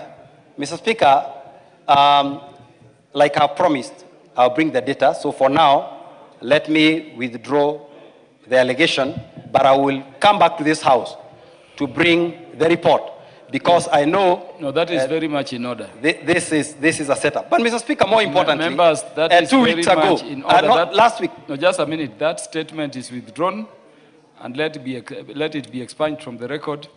Honorable Wandeto retains his right as a member to make that claim as and when in the future he will be able to substantiate. We will be able to substantiate, Mr. Speaker, but it would also not be honest for this House to say there is no corruption, wastage of public resources in this country. But we will deal with that data. But Mr. Speaker, more importantly, last week when we were debating the estimates for the 2026-2027 financial year, I brought to this House proposals, or I had proposed a reduction of the budget by 91 billion. Those proposals, Mr. Speaker, seems to have been lost somewhere. The Honorable Atandi now are still looking for them, and maybe at the right time we'll be able to spend them. But Mr. Speaker, generally what I'm saying is that as a country, this is the time to start thinking about the future generation, about reducing our expenditure, about cutting waste and unnecessary fat, because as a country we cannot grow, especially if we continue this expansionist with recurrent budget, even at the expense of a development budget. The other thing is that we are hardly meeting our revenue estimates. I heard the Honorable Mutunga saying we are adjusting this because we have realized we are going to meet the revenue. The EIA is still having 2 weeks pending. How did he know that we are going to meet the revenue? So, Mr. Speaker, I think we need to do a better job with these supplementary estimates. Thank you. The Honorable Makali Mulu, Doctor. Yeah, thank you, Honorable Speaker. Honorable Speaker, I will be very brief. Being a member of the Budget Committee, I join my colleagues in supporting the supplementary budget, but I have to make the following observations. The originators of supplementary budget is Treasury, National Treasury. And with all due respect to this House, Honorable Speaker, 2 weeks to an end of our financial year sends the wrong signals in terms of planning and budgeting.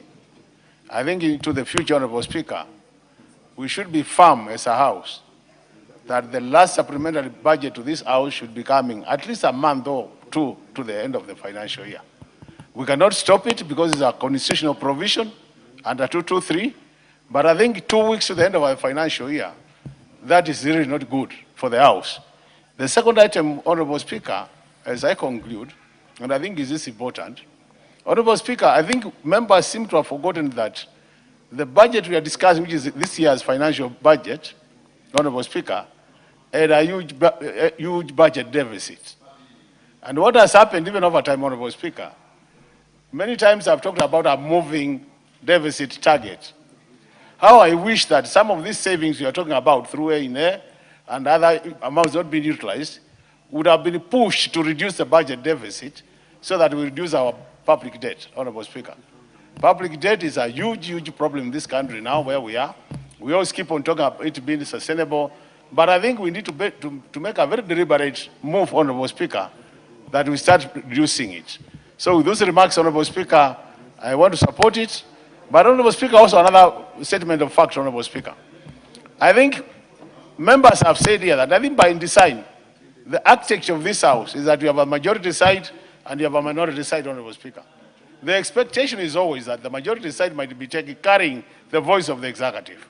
The minority side is expected to provide alternative voice to that voice of the executive.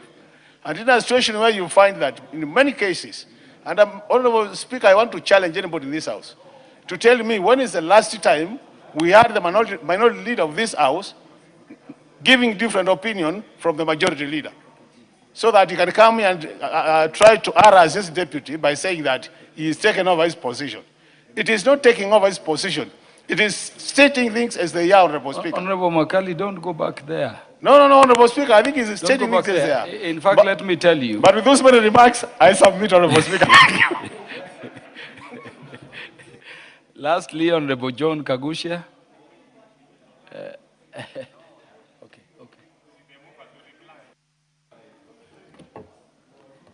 Thank you, Honorable Speaker. I want to make my contribution to this supplementary budget. And of course, I have a few observations I have made. And for that reason, I want to oppose this supplementary budget. Honorable Speaker, If you look at the additional request for supplementary number 2, table number 1, vote number 1012, Office of the Deputy President, we are increasing his allocation at this late hour with 200 million Kenya shillings. Vote number 1017, we are increasing the allocation for State House with 1 billion Kenya shillings. Vote number 1026, State Department for Internal Security and National Administration, again on recurrent, is being increased by 1.55 billion Kenya shillings. Vote number 1281 on National Intelligence Services is being increased by 3.55 billion Kenya shillings. Honorable Speaker, the total amount of money that is being increased 2 weeks before the end of the financial year is 6.3 billion Kenya shillings, and this is recurrent expenditure for the high and mighty of this republic. Honorable Speaker, considering that we have very many challenges in this country that we are facing as a people, it is unfair that this House should sit today to pass a supplementary budget that is increasing the comfort of the executive by a tune of 6.3 billion Kenya shillings. Honorable Speaker, this would be the most unfair thing that we can do in this country. Remember, we have very many people who are suffering and are not able to pay their hospital bills. We have very many people today and schools that cannot run because they have not received their capitation. Yet, we have a challenge whereby we want to pass this kind of budget that is going to be for the benefit of the executive and the president and his deputy and NIS. Honorable Speaker, I also want you to draw your attention also to the way we have revised the revenue downwards by 153 billion Kenya shillings. And as we are doing this, you are increasing the budget by a whopping 17 billion. And clearly you can see the budget that you're increasing is giving 6.3 billion Kenya shillings to the executive. Honorable Speaker, by doing this, yes, we are now expanding our deficit. Order, Honorable Gaguchia. Somebody is on a point of order. The Honorable Member for Migori. Thank you, Honorable Speaker. What's your point of order? Honorable Speaker, the member has just said that the increment is for the President and his deputy. I'd like to remind him that that office does not belong to His Excellency Ruto. That office belongs to Kenyans. So it's not a personal benefit to the President and his deputy. He needs to be very clear on that. And you know, just on a light note, Honorable Speaker, I have been in opposition. Let us oppose with sincerity, not just to make a name. You know, the way we are opposing things here, it's like we are doing a game. It's like for the television to capture you. I have been opposing in this House, but I oppose with matters that really concern one, and I say the truth. I don't just bring stories like this one of benefit to Honorable Ruto. How is he going to benefit? He has his salary. He's eating in his house with his wife, his salary. So there's no benefit directly to a person. It is to the office. So even your future president that you think might come will benefit on that note. Even the State House that has been renovated, it is not for His Excellency. I am still on His Excellency. Honorable Speaker, there's disrespect from the Honorable Member. I am on the floor. He's standing right behind me. It doesn't work like that. Honorable Speaker. Order, Honorable Fatima. Honorable Speaker. I made my point, but also Honorable Speaker. The member for Migori is not on any point of order, and she is. Order, Honorable Gaguchia, proceed. Give the mic to Honorable Gaguchia, please. Prosecute the matter that is before you. Honorable Speaker, there is no cure for ignorance. Honorable Member, when you see a member of the National Assembly starting to say that money that is appropriated for the State House is for the benefit of young kids and students who are in high school, who are waiting for the capitation that they have not received. Honorable Member, that's when you realize that member is extremely ignorant and does not understand how public finance plays out in this country. Honorable Member, Honorable Speaker, the deficit for the... Honorable Gaguchia, when the chair tells you order, you freeze. There is a member of parliament who is on a point of order. When you rise on a point of order, you surely would want to be given an opportunity to prosecute your point of order. Honorable KJ, what's your point of order? Mr. Speaker, I thank you. And we must speak to members of parliament who are serving their first term to know that this House is guided by the standing orders. And the standing orders do talk about the manner of language that should be used, especially when addressing a fellow member. The lady that was on the floor is a lady elected by her people, and there is no way the people of Migori can elect an ignorant person to parliament. Mr. Speaker, there is a language that cannot be used among members in the House, and this must be withdrawn, Mr. Speaker, and the discipline must be restored in this House so that we bring back the respect of this House, so that it is not a shouting banter in the market. Mr. Speaker, that is very well specified in our standing orders, and if Honorable Kagushia does not know which standing order it is, I can refer to him by standing order and the number of the standing order. He ought to withdraw and apologize to the Honorable member and the people of Migori. We do not have ignorant people in this House, Mr. Speaker. I do thank you. Order, honorable members, order. Honorable member is on a point of order, and the chair is going to rule. Honorable Kaguchia, you indeed use the word ignorant to describe the honorable member of parliament. Order. I am the chair. He is managing the house. He doesn't need any support from anybody. The Honorable Kaguchia, you did refer to the honorable member for Migori as ignorant. You withdraw the order. Order. Order, order. Honorable Kaguchia, when the chair is addressing you, you don't stand. You sit down. Order. Order. Honorable members. Who is the one who said order? Honorable member, the word ignorant is unparliamentary. Please withdraw that and proceed on with your representation. Honorable Speaker, I actually said that ignorance has no cure.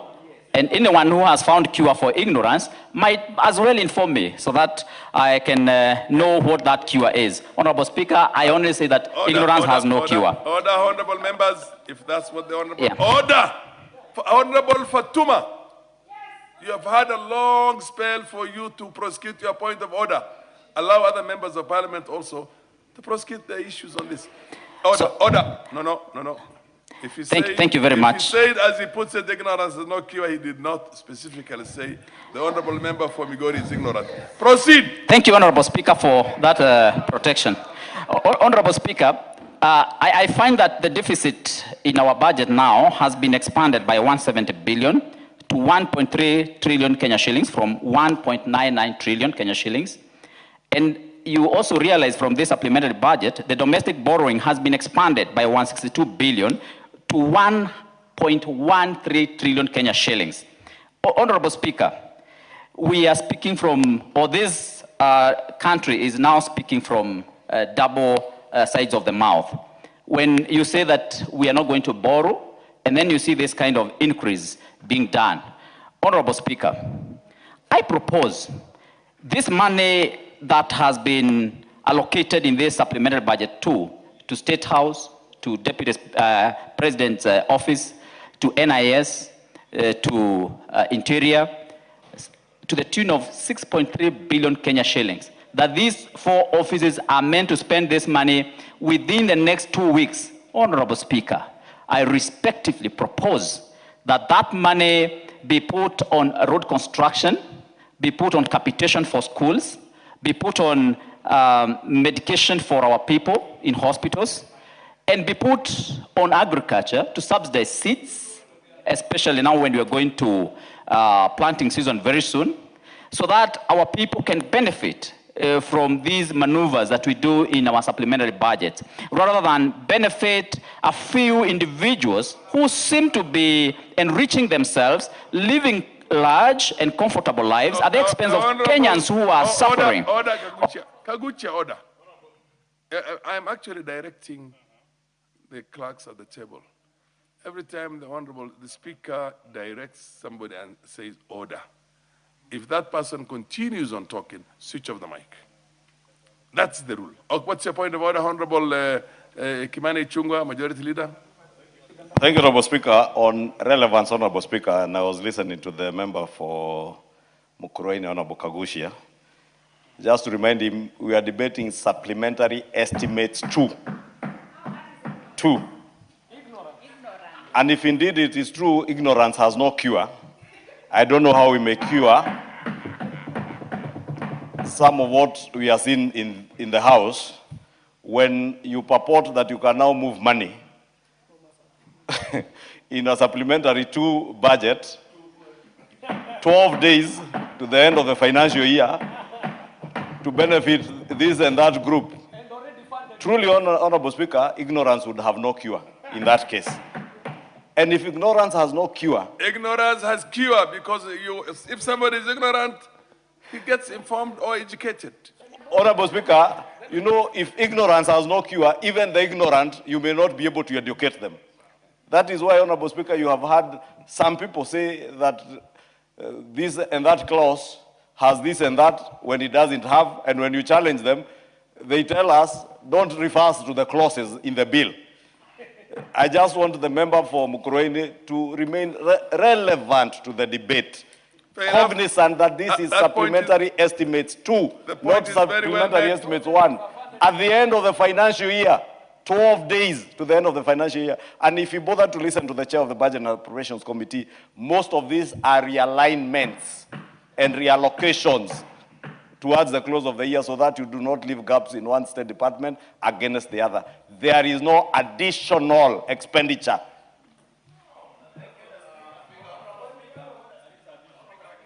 Proceed, Honorable Kaguchia. Allow Honorable Speaker, just a minute, Dr. Oudo. Honorable Speaker, arrogance is worse than ignorance. Honorable Speaker, this executive and this government has been misleading Kenyans by using Article 223 of the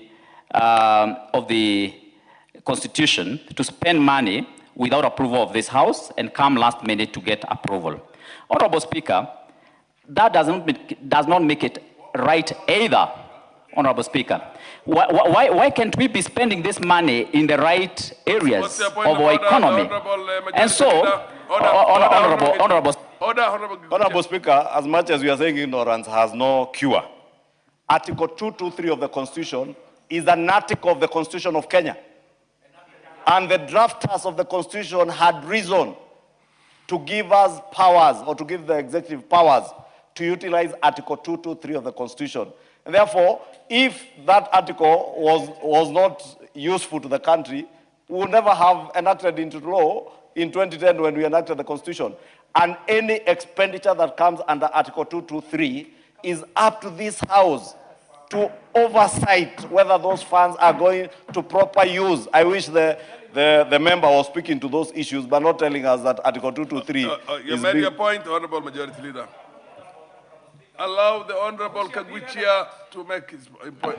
Are you on Honorable point? Speaker, Honorable Speaker, the Article 223 would have been okay if we were using it to help get medication and drugs in hospitals. If we were using it to build and construct roads, but not for hiring choppers, not for hiring jets, which have massage seats, not for moving from... Honorable Atandi, is there a point of order? The chair of the Budget Committee. Honorable Speaker, I know I will have my chance to respond when I'll be replying. But I just wanted to inform the House that for this particular... you cannot inform the House. Do you wish to inform I wish to inform the Honorable Kaguchia. Honorable Kaguchia, do you wish to be informed? That... Be informed by Dr. Oudo, not by the... Yeah, Dr. Oudo, please. Honorable Speaker, let me reframe my concern. That if it's a point of order, yes, and you want to... Yeah, it's a point of order. You want to clarify... Yes, I would like to clarify. Yes. I would like to clarify that even though the majority leader has explained the purpose for Article 223, which is an act which is in the law, and we have used it before. But for the sake of this, for the sake of the matter before the House, yes, we are not regularizing any expenditure under Article 223. So therefore, the Honorable Kaguchia is out of order to be continuously talking about Article 223 as if it is something that is before the House. The supplementary bill before us, supplementary 2, SMS 2, has nothing on Article 223. So let him be informed. Thank you. Honorable members, for purpose. What's your point of order? On order to who? Who is out of order? No, you can't inform him because his time is up. But order. Honorable Kaguchia, I give you half a minute more. But please be relevant and use your time properly. Honorable Speaker, I want to clearly put it that the chair of budget has talked about Article 223. Order. Do you wish to be informed by Honorable Oudo? Yes, Honorable Speaker. Proceed. Honorable Speaker, when the Honorable Majority Speaker, Majority Leader was indicating, he misled the House. This particular supplementary budget has got an increase of 18 billion above what was approved in this House. Just wanted to go on record so that I inform him, because he was given wrong information. This supplementary budget has an increase of 18 billion and is stated here in order number 14 of today's stand order paper. Thank you, Honorable Speaker. Thank you, Honorable Oudo, for the information. Honorable Speaker, you can see the hypocrisy and the... Order, prosecute your... Honorable Speaker, the point is that the Majority Leader is the one who alluded to Article 223, what the budget chair is talking about. Honorable Speaker, the point is that we have 6.3 billion Kenya shillings that is being proposed in this supplementary budget for the 4 higher offices in this country. And that is what we are opposing, and that is what we are saying. We must remove this money and give it to the children of this country, use it to buy drugs, use it to construct roads, Honorable Speaker, because it is not right that we use a whopping 200 million Kenya shillings in the office of the Deputy President, a whopping 1 billion Kenya shillings in the State House, 1.55 billion Kenya shillings in the internal security, and in the National Intelligence Services, 3.55 billion Kenya shillings. Honorable Speaker, this is wrong, and Kenyans must know how their money... Time is up. Honorable Murugara. Honorable Murugara. Honorable members. Thank you. Thank you very much, Honorable Speaker. Honorable Speaker, we must always get these notions which are wrong out of the way. Number one, we are doing exactly what we are empowered to do, which is to approve a supplementary estimate brought to this House. The only requirement we need from the executive is exactly what is the purpose of that supplementary estimate. Where it turns on Article 223, this House would actually be informed accordingly and may ratify the expenditure or decline to ratify the expenditure. As far as this estimate is concerned, we've been informed that these are realignments. These are reallocations. Money that was budgeted for, but has to be moved so that it is in tandem with what the country needs. It is wrong for us, honorable members, to say one state department is not important, another state department is more important, while in actual fact, we do have budget allocations for each of these state departments. It cannot be said that the office of the president or state house is not important to this country. In fact, it is the seat, the unifying seat of the country is actually at the state house, in the office of the president. You can imagine how it would be if we were to treat that office with the contempt, as some members are trying to do, purely because they feel it is not in line with their political inclination. You can imagine what would happen if there is any of the state departments that is underfunded and therefore has to be funded through an alignment. As far as this is concerned, we have pointed out that internal security is an important facet of the country. This is where we find our security agencies, internal, and this money is going towards our police force, our GSU, and all those ones who provide us with internal security.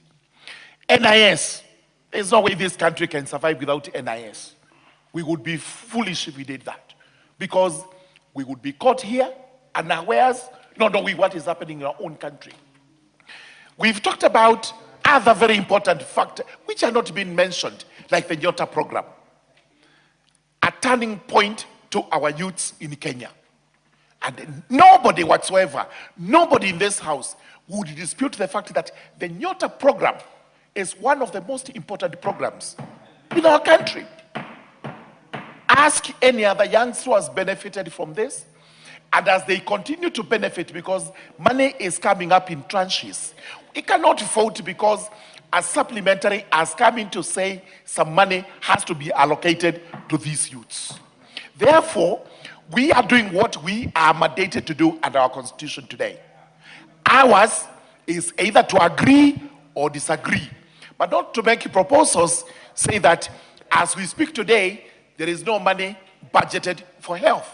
While we know there is a budget for that at the national level, we have a budget for that at the county level. You cannot say roads are not budgeted for. In fact, it is inappropriate for this debate because there is a budget for roads here and at the county level. So, sincerely speaking, what we are doing today is to confine ourselves to what has been introduced by the Budget and Appropriations Committee. And thank you very much, Honorable Atandi, because you went through this very quickly, absolutely, so that you can align it with what the House requires.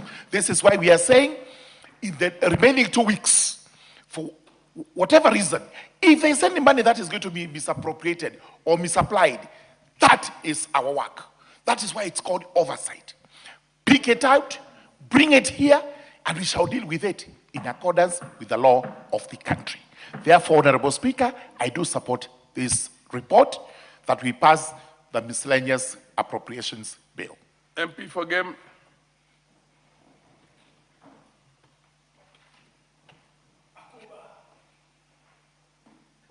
Thank you, Mr. Speaker. I rise in support of the motion. I know my colleagues who have had contrary opinion. I've targeted the presidency, the deputy president's office, and NIS. And what is important, the president is so important for the country. And that's why the president of the Republic of Kenya today is in a meeting with the G7, when all African presidents are in Africa here, and talking on behalf of the continent. And more importantly, if you talk about National Intelligence Service, gentlemen, all of us, we are here safe and guarded because of the support of that agency. And that money is not for an individual, it's for the agency. So we should be wary of what we say because the public is watching us as leaders. But having said that, Mr. Speaker, I rise on point of order 95.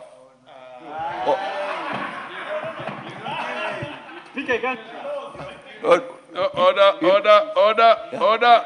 MP for Game, order. MP for order. The honorable members, why do you want to usurp or usurp the powers of the Speaker? Order. Honorable CNN, the Speaker does not need any assistance from you. Being a first-timer, and somebody has been here and came into Parliament in 1992 and has been a Deputy Speaker, what assistance does he need from you? Anyway, order. For the knowledge, for the information of all the members who are either first-timers or do not understand. You can only rise on standing order number 95. If you have not contributed to that motion yourself, number one, and not as part of a contribution. The moment, so whoever has to stand on a standing order number 95 can only do it if he has not contributed to that matter itself and feels the matter is properly addressed. Okay, order, you have already exhausted your time. Just sit down. Are you on a point of order? Yes, proceed on the point of order, yes. Thank you, Honorable Speaker.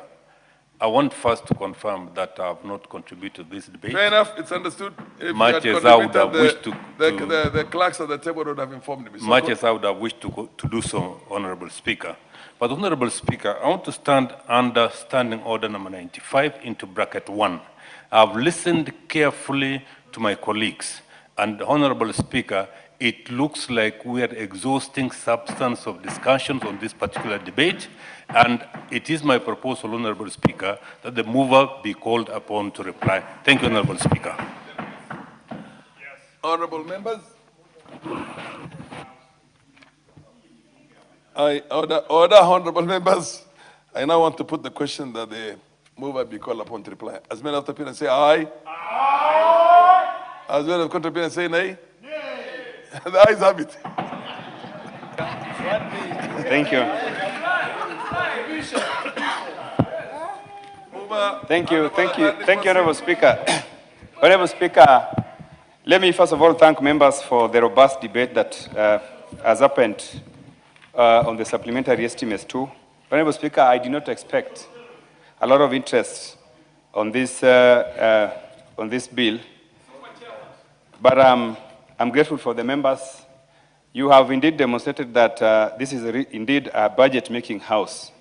Honorable Speaker, I just want to allay fears from members, some of the members who are questioning some of the allocations. Principally, Honorable Speaker, there are very, very, very important allocations that we are approving in this bill. First of all, Honorable Speaker, if you look at the allocations under sports, all of us are aware that we are soon going to host the AFCON, the African Cup of Nations. Honorable Speaker, this will require that the country is well prepared. We need to prepare the training grounds where the various teams are going to train. We also need to complete the stadiums where we are going to host the matches. Honorable Speaker, the funds that belong to the Sports, Arts and Social Development Fund are funds which we collect from betting. In the recent past, because of the interest in sports, this fund has continued to grow. And in fact, the collections surpassed what we had budgeted. We had approximated when we were doing the revenue estimations. So in the process, we have been able to raise more revenue, and this is the revenue that we want to direct to the completion of these stadiums so that we are indeed ready to host the matches. Honorable Speaker, we have allocations to Nyota. These are donor funds, Honorable Speaker, and donors are ready to disburse the funds as soon as we have passed the estimates. Honorable Speaker, there are just about 2 billion allocated to security operations. Honorable Speaker, members of Parliament, let us be aware that we should never compromise on the security of our country, and that should there be an incident that is ugly, we will be told that we did not appropriate resources to do the same. And therefore, I really would not support members who are saying that allocation to security is unnecessary. Yet we all want security. Even when we get out of Parliament, we will want to be safe. Therefore, Honorable Speaker, this House should always support funds going for our security. Honorable Speaker, there was an uproar here when we were passing the main estimates for 2026-2027 that the arrears for invigilators who supported the exams had not been factored in the budget. I want to confirm, Honorable Speaker, that in these supplementary estimates, we have 1.5 billion which is going to be used to sort out the arrears of those teachers who supported the invigilation process when our students were doing exams. Honorable Speaker, this supplementary is very tiny. This country is running a budget of over 4.3 trillion. So an amendment of about 18 billion is not something that should cause us to behave as if the country is going to lose so much when we pass these limited adjustments. Honorable Speaker, with those many remarks, I would like to move and I would like to reply. And I would like to reply and ask, sorry, thank you. I would like to reply, thank you.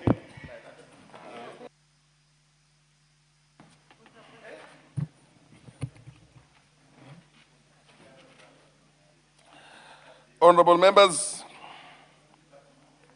I now put the question that this House adopts the report of the Budget and Appropriations Committee on its consideration of the second supplementary estimates for the financial year 2025-2026, laid on the table of the House on Wednesday, the 17th June, the year 2026, and pursuant to Section 39 of the Public Finance Management Act, Cap 412A, and Standing Order number 243.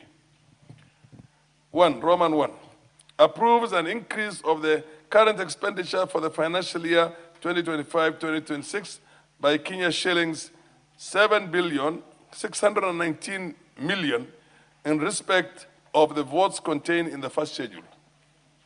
Roman 2 approves an increase of the capital expenditure for the financial year 2025-2026 by Kenya shillings 10,618,023,911 in respect of the votes contained in the first schedule. Roman 3 approves an overall increase in the total budget for the financial year 2025-2026 by Kenya shillings 18,237,023,911 in respect of the votes contained in the first schedule. And Roman 5 makes financial recommendations as contained in the third schedule. Will as many of the opinion say aye? Aye. Will as many of the contrary opinion say nay? Yes. The ayes have it. Next order. Order number 15, the Plant Protection Bill, National Assembly Bill number 28 of 2025, second reading. Majority Leader, would you want to move that or you want it? Thank you, Honorable Speaker. Honorable Speaker, I rise to move that the Plant Protection Bill, National Assembly Bill number 28 of 2025, be now read a second time. Honorable Speaker, allow me first to thank the Committee of Agriculture who considered this bill and took it through very extensive public participation, because this is a very critical bill in a country like ours, which we pride ourselves of being an agro-based economy. Honorable Speaker, you members are aware that in an agro-based economy like ours, productivity, especially of our food crops, is very critical, not just in the matter of sustaining our food security, but also in ensuring that we are stable as a nation, because without food security, instability as a nation comes into play. Honorable Speaker, the provisions of this bill is quite a lengthy bill, Honorable Speaker, with almost 60-something, 75 clauses. And it is important, Honorable Speaker, I continue to re-emphasize the number of clauses in the bill, so that those like the member for Kobchai, the Honorable Kalasinga, who are purporting a finance bill has 169 clauses, and referring to a bill saying that clause 169 in this bill, and the bill had only 57 clauses, so this bill has only 75 clauses. So for those who are not very keen in reading bills, it's important that you go through every clause of a bill, so that as you legislate, you are aware what are the provisions of each and every clause in a bill. That is what good legislators do. Good legislators don't listen to propaganda out there, watch the things that are being said on TikTok clips or what is being said on social media, then come to propagate that on the floor of the House. You make the House look unserious and actually expose your own sense of ignorance and lack of wisdom. I do not want to say foolishness, it is lack of wisdom. When you come to say things that do not exist, and you go out there and make the world believe that they exist. Therefore, this bill, Honorable Speaker, is repealing the Plant Protection Cap 324, which was enacted during the colonial government in the year 1937, principally to secure Kenya's agricultural value chain. And as I've said, we prided ourselves as being an agro-based economy. And indeed, being an agro-based economy, a lot of legislative interventions have happened over the years since 1937, but it's become important that we now relook at this Plant Protection Act that was enacted in 1937. And specifically, the bill seeks to modernize our structures to handle the rapid transformation that we are seeing in our agricultural sector and the global dynamics of agricultural trade. And I say the massive transformation in our agricultural sector because, Honorable Speaker, you remember 3 years ago, we were unable to feed ourselves. 3 years ago, we were importing sugar. If Kenyans have forgotten, sugar was trading at over 500 shillings a kg of sugar in our supermarkets. Our other food crops, like maize flour, was trading at 260 shillings in our supermarkets. Honorable Speaker, if you protect me from the member Joshua Kimilus, or someone who is shouting from his seat. Order, Honorable Joshua. I'm not going to mispronounce your name again. So, yes, what's your point of order? What's out of order? Mr. Speaker, I respect Majority Leader, but does he has powers to abuse me by calling me Kimilu? Kimilu, not Kimilu, is an abuse. And I want Majority Leader to withdraw and apologize to me, because that's an abuse. Mr. Speaker. Yes. Honorable Speaker, you know, even himself, he seems to be uncertain what his name is. Point of order for KJ. I do not seek to interrupt my majority speaker, but Mr. Speaker, in this house, we come from different parts of the country. Yes.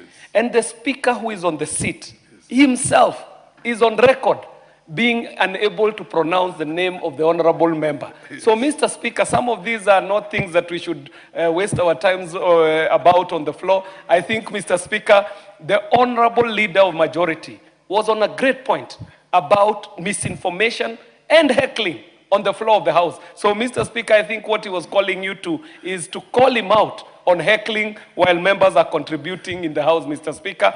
And Honorable Joshua Kimilu. I had said from the beginning, I will not make a mistake the way I made it last time.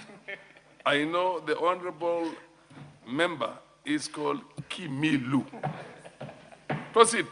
Thank you, Honorable Speaker. It may be difficult for some of us to pronounce names, but anyway, they are not important. Well, What is more important? Majority Leader, order. You are the one who order. You are the one who corrected me last time. Honorable Speaker, last time when you mispronounced that name, he shouted from his place and you aren't hearing what he was saying, so I heard what he was saying. But anyway, I was saying moving on because names are not important in this case, especially if there is no value addition to the debate that we are on. Because we are on the debate of the rapid transformation in our agricultural sector. That packet of flour, maize flour that was selling at 260 is now below that 260 and below 200 shillings, Honorable Speaker, in the region of some brands 110, 130, 140. And that transformation, Honorable Speaker, has not come by mistake or by accident.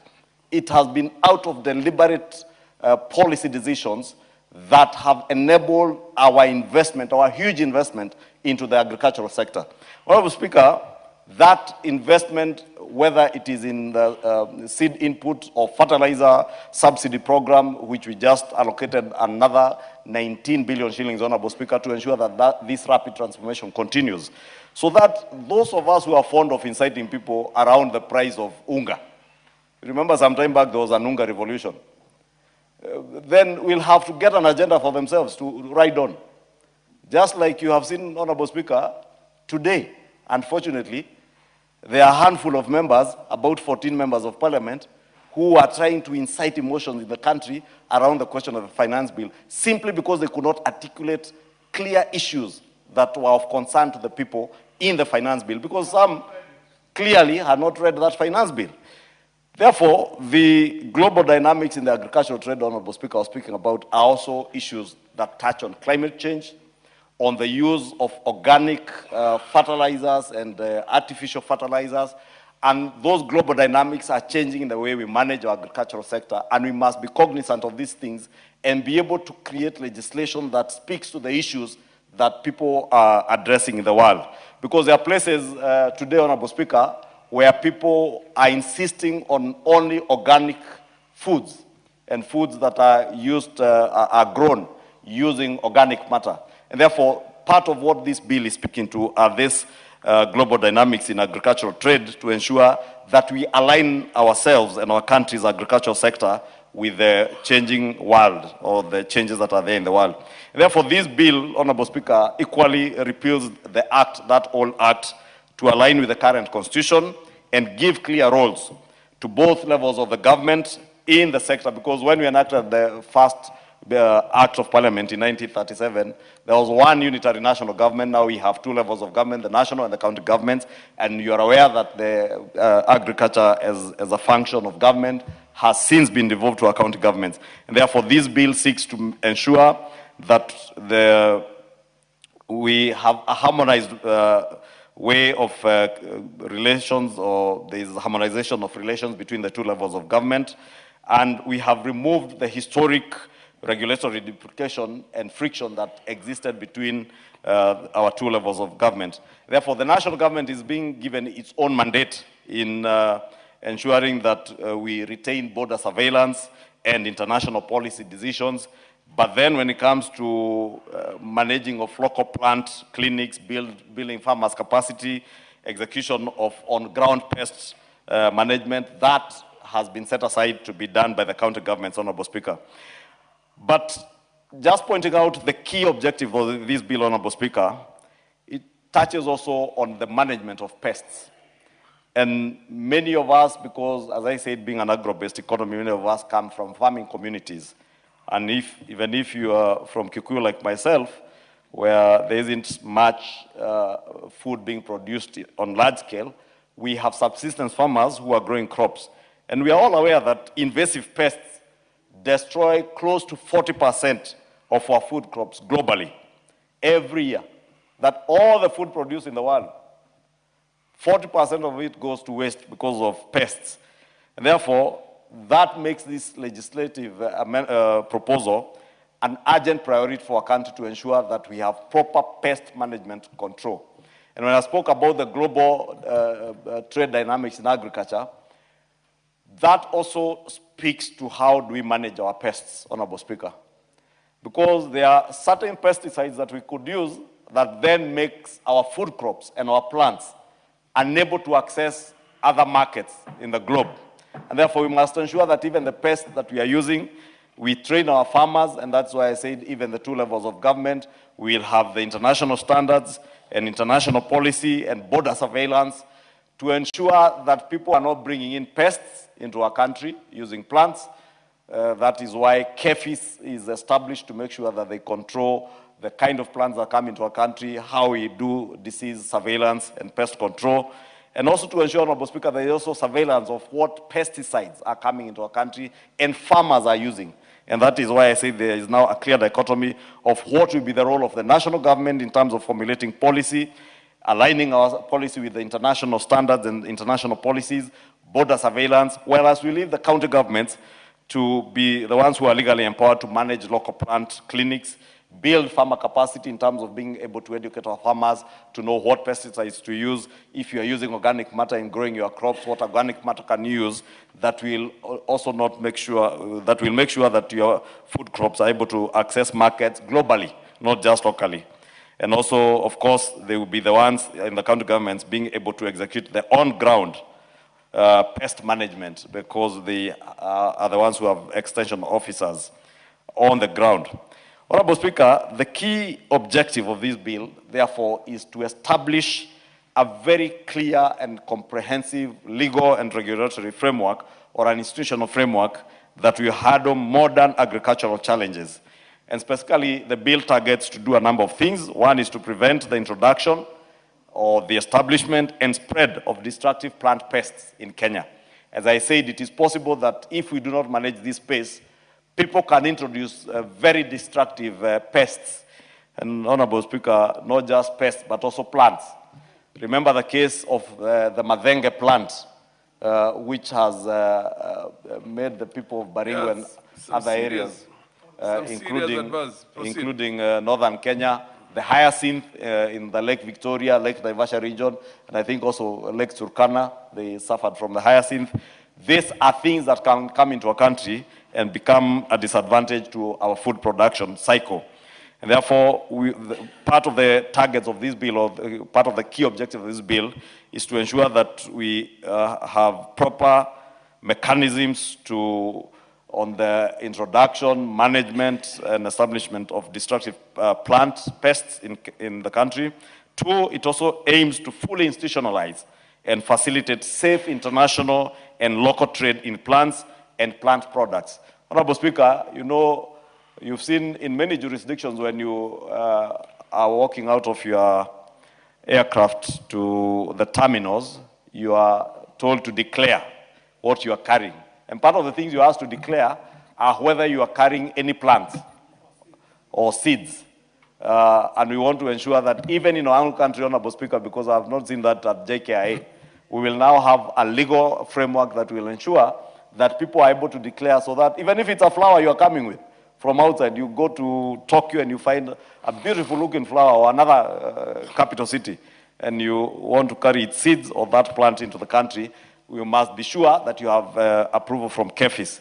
Honorable Speaker, this bill also seeks to formally align Kenya with global standards, as I said, by giving full effect to the International Plant Protection Convention, which we are a signatory to, and therefore we will use this bill to give effect or formally align our country to the global standards that we are signatories to, like that International Plant Protection Convention.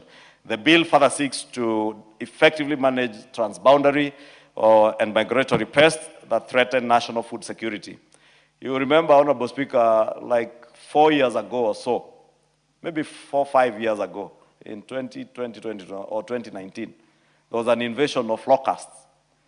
And I remember the then Minister for Agriculture, I think it was Peter Munya, telling people to photograph pests, the locusts, and send the photos to the ministry. Because we lacked that effective transboundary and migratory pest management system. Therefore, we want to create that mechanism so that the current Minister for Agriculture, should there be an invasion from any of our neighboring countries or from one country to the other, will not stand up to tell us, you take photos of locusts and send to the ministry, then we'll be able to establish whether it is a harmful one or the unharmful one.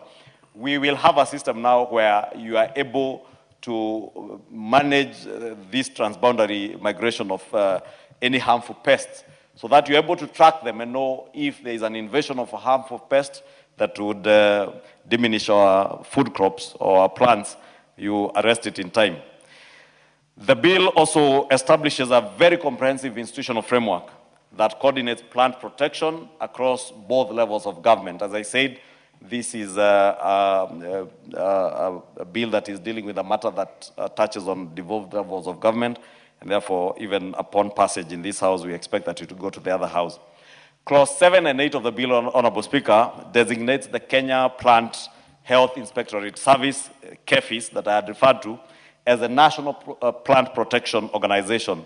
And by formalizing KEFIS, Honorable Speaker, through this bill as our global inquiry and contact point, the bill ensures that the Kenyan agricultural exports command unmatched regulatory and trust across international markets. And this is very important, Honorable Speaker, because I said people out there who are sensitive to the kind of plants or food crops they are eating want to be certain that if I get tea from Murarandia Tea Factory in Muranga, that tea is grown in line with the international and global standards in terms of the pest control mechanisms that have been applied on the plants, in terms of whether people want organic tea or organically grown tea, that if KEFIS has certified that, KEFIS now is our reference point for this, and it becomes a global inquiry and contact point for our country, that any person out there can be confident that what has been certified by KEFIS is in line with the international standards set out, and therefore this further strengthens our strength in the global agricultural markets, and we'll be able to have our food crops, our cash crops being able to access our international markets without having any non-tariff trade barriers because people are not certain whether you are there to international conventions on pest control or how you manage your plants. Honorable Speaker, the other thing I think I could touch on is clause 11 to 14 that creates the specialized Kenya Technical Committee on biological articles and control agents to aggressively fast-track the risk analysis and registration of eco-friendly biofertilizers and organic soil conditioners. Because, Honorable Speaker, again, if we lack a system where we have such a technical committee that is dealing with biological articles and control agents, it is possible, and we have no system of doing risk analysis and registration of eco-friendly biofertilizers, organic soil conditioners. We could find manufacturers of some of these biofertilizers and organic soil conditioners producing things that may be harmful, 1, to our plants, 2, to our health, or 3, to our soil, and make our country or our soils less productive. And the only way to safeguard that is to make sure that we have a technical committee of biotech specialists who will be able to analyze whatever is coming into our country to ensure that the biofertilizers or whether it is soil conditioners that we are using, first, are not harmful to ourselves, they are not harmful to our soils, they are not harmful to our plants, and they will not in any way interfere with the ecological balance of our agricultural productive areas or our soils, Honorable Speaker, because again, biological warfare in today's world is real. And you may find people who don't mean well for you, sending you bioagents or things that will come and spoil your soils, or even spoil the variety of plants that we are using as food crops. Honorable Speaker, I spoke about border surveillance and enforcement powers that I don't need to belabor, because that, again, as I said in the bill, has been designated to our national government, and the roles of the county government are also clearly stipulated. Honorable Speaker, clause 44.1 and 45.1 collectively establishes the dedicated national and county plant health emergency response committees to provide a highly synchronized, swift crisis management structure where biosecurity breaches occur. Because, Honorable Speaker, case in point is that issue of locusts. This had nothing to do with biosecurity. It was just an invasive pest. But you remember those 4 or 5 years ago, there was absolutely no coordination between the county governments in Isiolo, in Marsabit, I think also parts of Laikipia where this invasive pest came from, and the national government. That is why you had the minister then telling members of the public to take photos of the locusts. But if there was a coordinated way of working between the two levels of government, and that is what this bill is seeking to do in clause 44.1 and 45.1, that you have a coordinated mechanism between the national and the county plant health emergency response committees, such that if there is any biosecurity danger anywhere within our country, the county government at the local level is able to arrest that, and they're able to coordinate with the national institutions to be able to arrest things before they become catastrophic to our food security or food basket. Honorable Speaker, as I said, this bill is very detailed. It's not one among the bills that people can come here to contribute to without having read.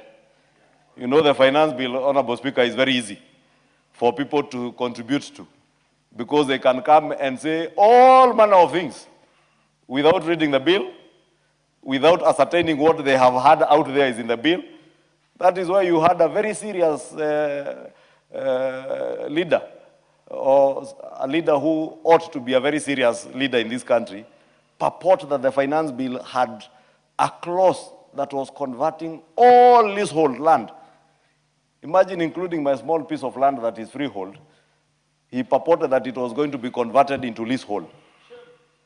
And you know, I pitied my good friend, and learned friend, because he's a senior counsel, he's a lawyer, he's a former vice president, he purports to be a presidential candidate. But you know, when you are a presidential candidate, leave alone a presidential candidate, when you aspire to be anything, anywhere, or to lead anyone, anywhere, you must have your facts on your fingertips. And all it takes is simple reading, Honorable Speaker. This bill is very massive, as I said, 70 plus clauses. The finance bill was only 57 clauses. Only 57. I felt very embarrassed, Honorable Speaker, yesterday when I sat here and listened to people speak about issues that were not in the finance bill.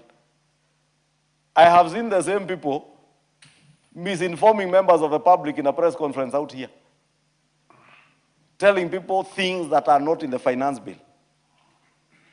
I am waiting when the House Business schedules the committee of the whole House to see how these shameless people will treat Kenyans. Kenyans are more intelligent now, Honorable Speaker.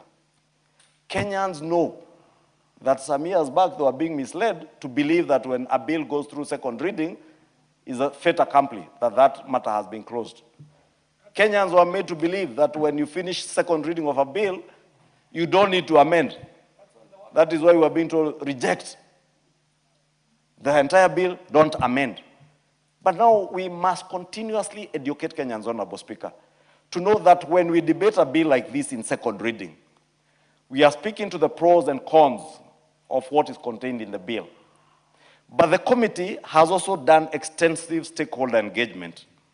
And if you read the committee's report, you see they engage with the State Department for Agriculture, with KEFIS, with industry players, including manufacturers of our agro products, agro-based, those biofertilizers, soil conditioners.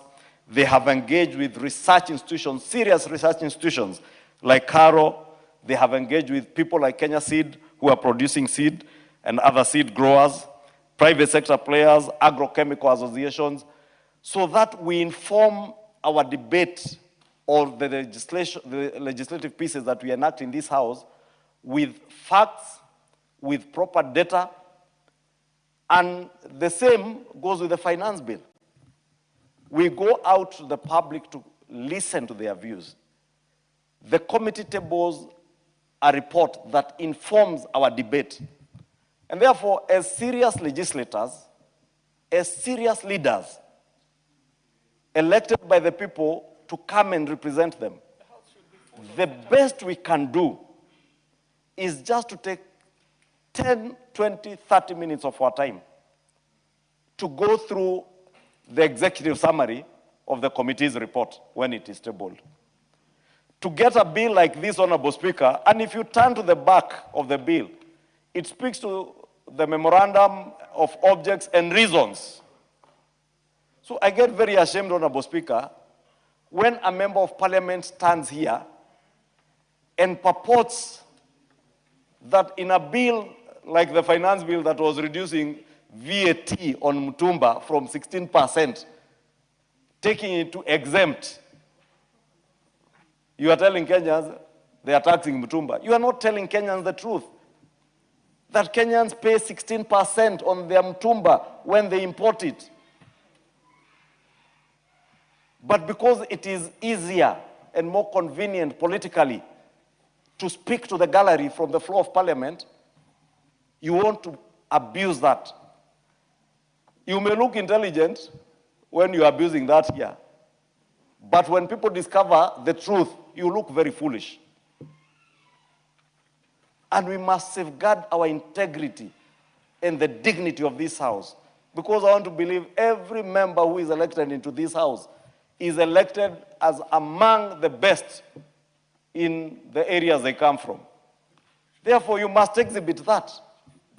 When you come and tell us in the House, like the member for Kabuchai, that clause 169, what are you telling us about the people of Kabuchai? The people of Kabuchai have produced very serious scholars in this country. You can imagine a senior counsel like the Speaker of the National Assembly. He's from Kabuchai. Therefore, that cannot be a reflection of the people of Kabuchai. And I must apologize to the people of Kabuchai.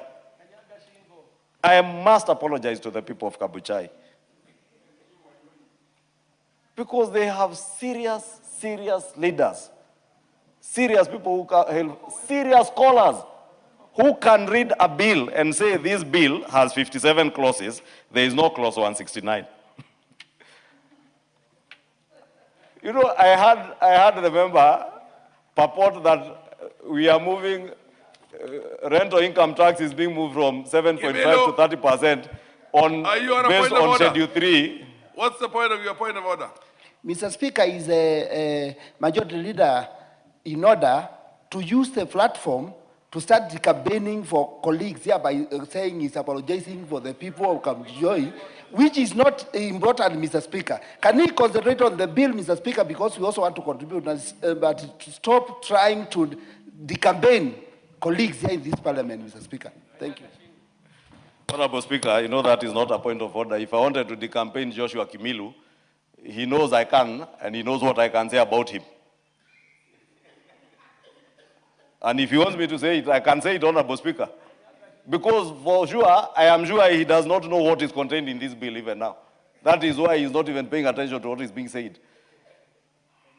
You know, Honorable Speaker, I had people being told, be in the House and call division on each and every clause. And you know, unfortunately, Honorable Speaker, when they attempted to call for division this morning, they could not even reach the numbers.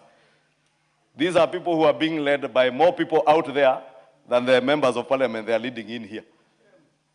But when you want to call for division on any of these 75 clauses of this bill, Honorable Speaker, at least do some basic research, some easy reading. Read the report, say what members of the public have said, align whatever you want to amend with what is being said. You know, we have very serious legislators in this house. When I see a legislator like the incoming governor for Kitui, Makali Mulu, serious legislator, who you will never see engage in superfluous things. When he moves amendments, they are based on what he has done actual research. And I say this because I worked with the Honorable Makali Mulu in the Budget and Appropriations Committee.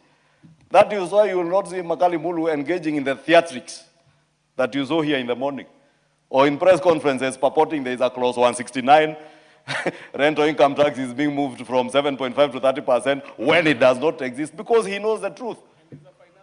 And he's an expert, a finance expert.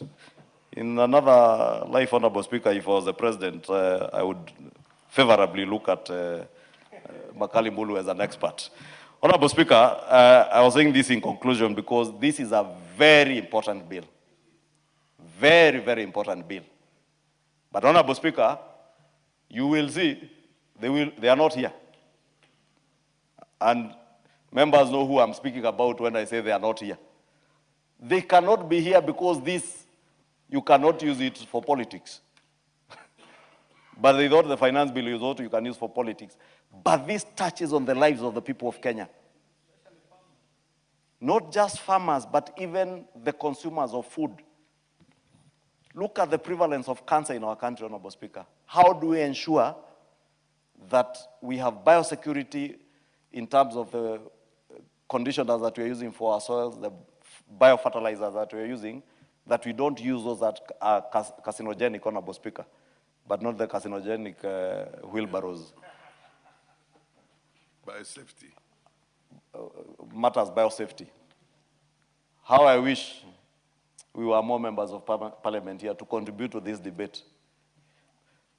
I beg to move, Honorable Speaker, and I want to urge those of you who are in this house at this time.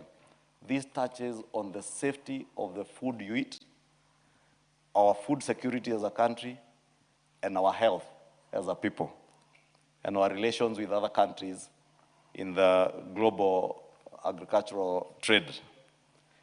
Therefore, I want to beg that you support and urge Kenyans to also support this bill, as I thank Kenyans in a very special manner. And allow me to do this, Speaker, because it is out of this debate. Allow me to use this opportunity to thank Kenyans in a very, very special manner. Because when those in the opposition attempted to incite Kenyans against the 2026 finance bill, Kenyans have taken their time, they have cross-checked facts against what is in the bill, and even when their leaders were misleading them, I thank them because they have been able to call them out. I thank Kenyans who have called out those who came to incite them on the floor of Parliament without even knowing the color of the bill, or knowing how many clauses were there, or knowing what was contained in the 57 clauses, or knowing the import of what was in the schedules. Because as I said, when Joshua Kimilu interrupted me on a point of order, the member for Kabuchai was alleging this morning that if you go to the third schedule, the only thing I see there is 30%. And he shouts, 30%, 30%, can you imagine? Honorable Speaker, I was watching that, Honorable Speaker, from my office, and I said a quiet prayer for the people of Kabuchai, that God may favor them. God may see them through, even when they have leadership like that. Thank you, Honorable Speaker. I beg to move. And I want to request the very other serious expert in agriculture, serious legislator, second-term member of Parliament, the Honorable Justice Kemei, to second this motion. Proceed, Honorable Kemei. Yeah, thank you, Honorable Speaker, for this opportunity for me to second the bill. And on the onset, Mr. Speaker, I want to thank the Majority Leader for the remarks he has given in this House and for the very, very good compliments he has given about me. Mr. Speaker, I want to first begin by saying, as is required of the Constitution of this country, we had to subject this legislative intervention to the experts and to the people of this country. It's a very critical bill, and therefore it requires that Article 118 is fully observed. Mr. Speaker, we began this exercise in August 2025 as the Departmental Committee for Agriculture, and we received various presentations and various memoranda on the bill. Quite a number of the contributions by stakeholders, Mr. Speaker, we've incorporated in this bill because public participation should not be an exercise in vain. It should be an exercise that enriches this legislative function of the August House. Mr. Speaker, the Majority Leader has singled out KEFIS as the institution which will be the reference point when it comes to production, when it comes to science, when it comes to trade and issues related to all plants that we produce in this country. Mr. Speaker, we have quite a number of institutions involved in research, involved in science, in plant production. We have National Biosafety Authority, we have CALRO, we have very, very many institutions. Mr. Speaker, for anybody wishing to trade with Kenya, we thought it wise, as per the international conventions, that KEFIS becomes the only reference institution so that they don't have to go left, right, and center. KEFIS, on the other hand, would then be required to acquire all the information related to research, related to production, related to technology, and then supply this information to the people we are trading with at the international space. Mr. Speaker, the Majority Leader said we are dealing with food production in this country. It is not produce that will only be used for food security in this country. We must occupy the global trade stage with products from this country. And designating KEFIS as the single institution will make sure that whoever has queries about any crop in this country can then go to KEFIS and get the required information. There are issues, Mr. Speaker, like traceability. A person consuming a product in London, for example, would wish to know that this product comes from where in this country, is produced by which farmer. That traceability aspect of trade should be, should be the responsibility of KEFIS, so that KEFIS can be able to acquire that information and make it available at the trading environment. Mr. Speaker, we cannot divorce science, we cannot divorce research from today's production. Any scientific move, any research, any technology that is used for production in this country is technology that must be recognized when it comes to trading with any plant that we produce in this country. And the critical aspect of it is that whatever we produce must be safe for human beings and must also be safe for animals. It must also be healthy for our animals, and it must also be healthy for human beings. Mr. Speaker, I want, as we're doing this legislative intervention, I want to really appreciate the role that the stakeholders did. What we received from the stakeholders greatly enriched this bill and make sure that whatever we are producing, Mr. Speaker, at the end of the day is a document for posterity. I'm seeing across the aisle, Mr. Speaker, a member of parliament who helped us do the Sugar Act in this country. The amount of research that went into it, and I'm glad, Mr. Speaker, that I participated keenly in the production of the sugar bill and in its conversion into law. I want to appreciate the role he did. The stakeholders also gave us so much input when we were producing that bill, Mr. Speaker. We must also appreciate them.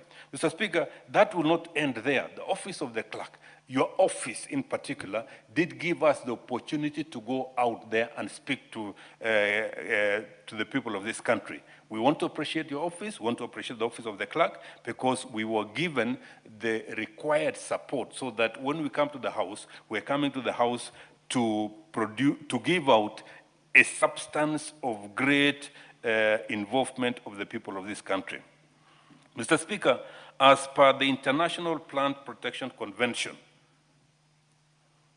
we are saying the representative of KEFIS in any international convention, the representative of this great international institution in this country is KEFIS. And I want to ask KEFIS that today we're going through times when we have pests, when we have pesticides, when we have other harmful production techniques, that KEFIS must now be fully on the alert, because we're putting Kenya on the international trade environment, and we must be correct when it comes to the things we're doing. Mr. Speaker, I don't want to belabor the objects and the reasons for the bill. That has been ably put by the majority leader.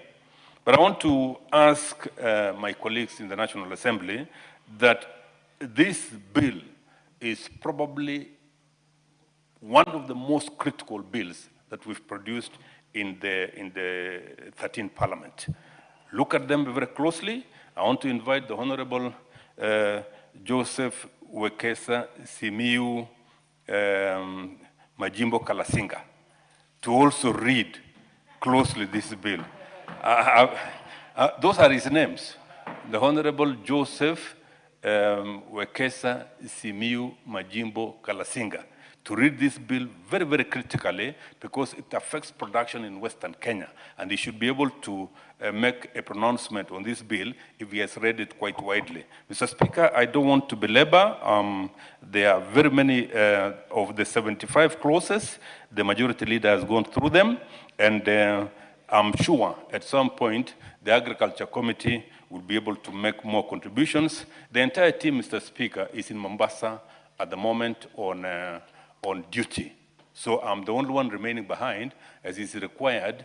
You cannot get all members of a house or all members of society to be out at any given time. I've been asked to remain behind so that I can be able to provide some input in this bill. With those few remarks, Mr. Speaker, I beg to second. Thank you.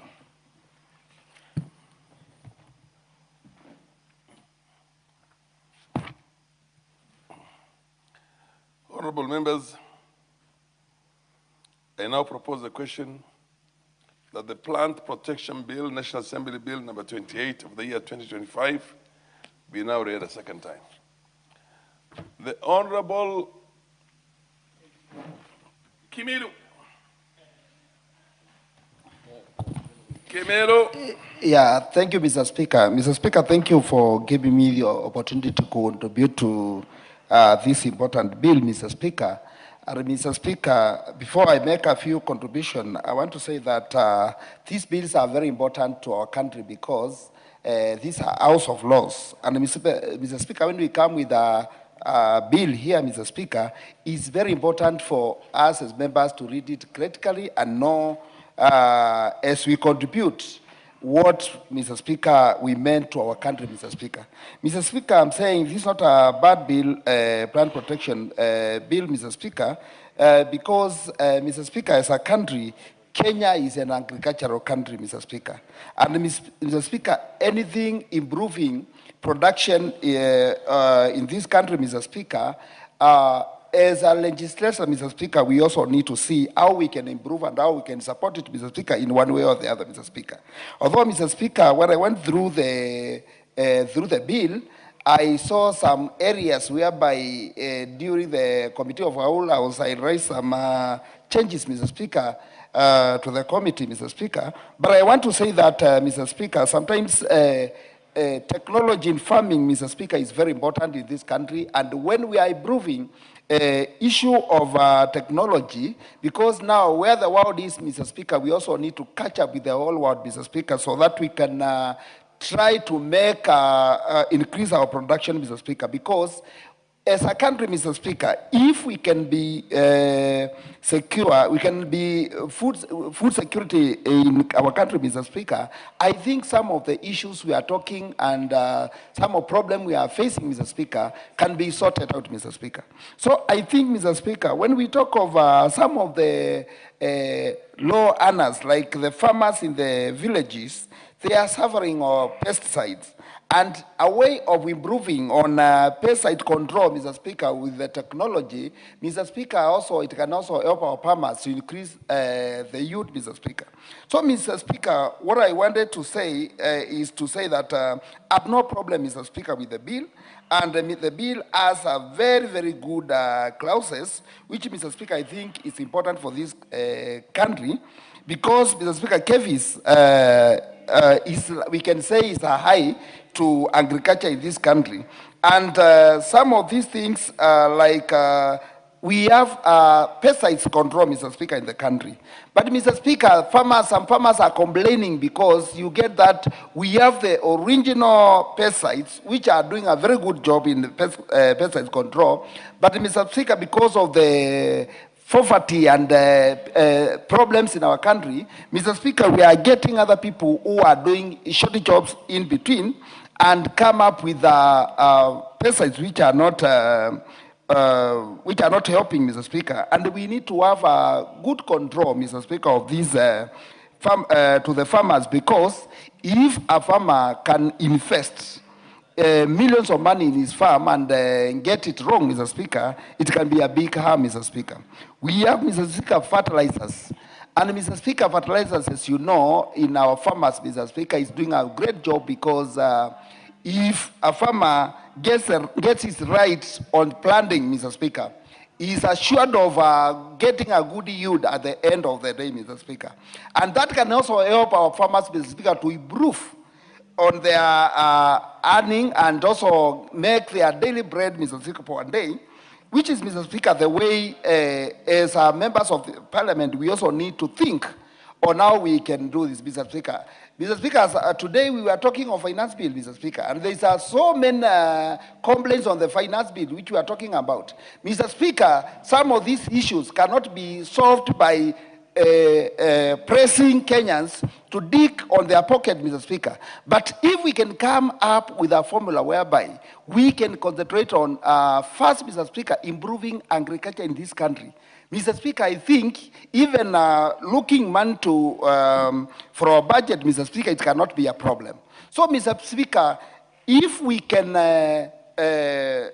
come up with such bills which are touching the common mwananchi, Mr. Speaker, which are helping those even local farmers who are down there, Mr. Speaker, including the government itself, Mr. Speaker, I think we can be able to stand on our own and try to avoid even borrowing in this country, because borrowing in this country is becoming a headache to Kenyans, because the debt, the huge debt we have in this country, Mr. Speaker, we are the one to pay, and our children, Mr. Speaker. And we also need, this is the high time we need to start thinking on now we can avoid borrowing in this country, Mr. Speaker.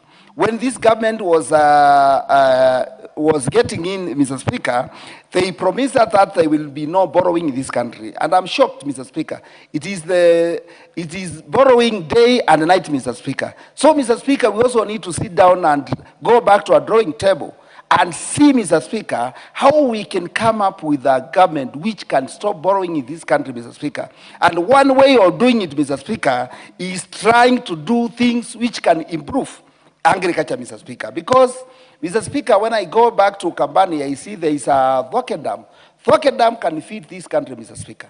And, Mr. Speaker, if we could have concentrated with this dam, Mr. Speaker, and come up, because we have good soils in our country, Mr. Speaker, and do a serious farming, do a serious agriculture in the country, Mr. Speaker, I think we can come up with a solution whereby, as a country, we can stand on our own without even borrowing, Mr. Speaker. So, Mr. Speaker, I'm not problem with the bill, Mr. Speaker. What I have some amendments which I'll come up with during the committee of the whole House, Mr. Speaker. Thank you. That's what I have for now.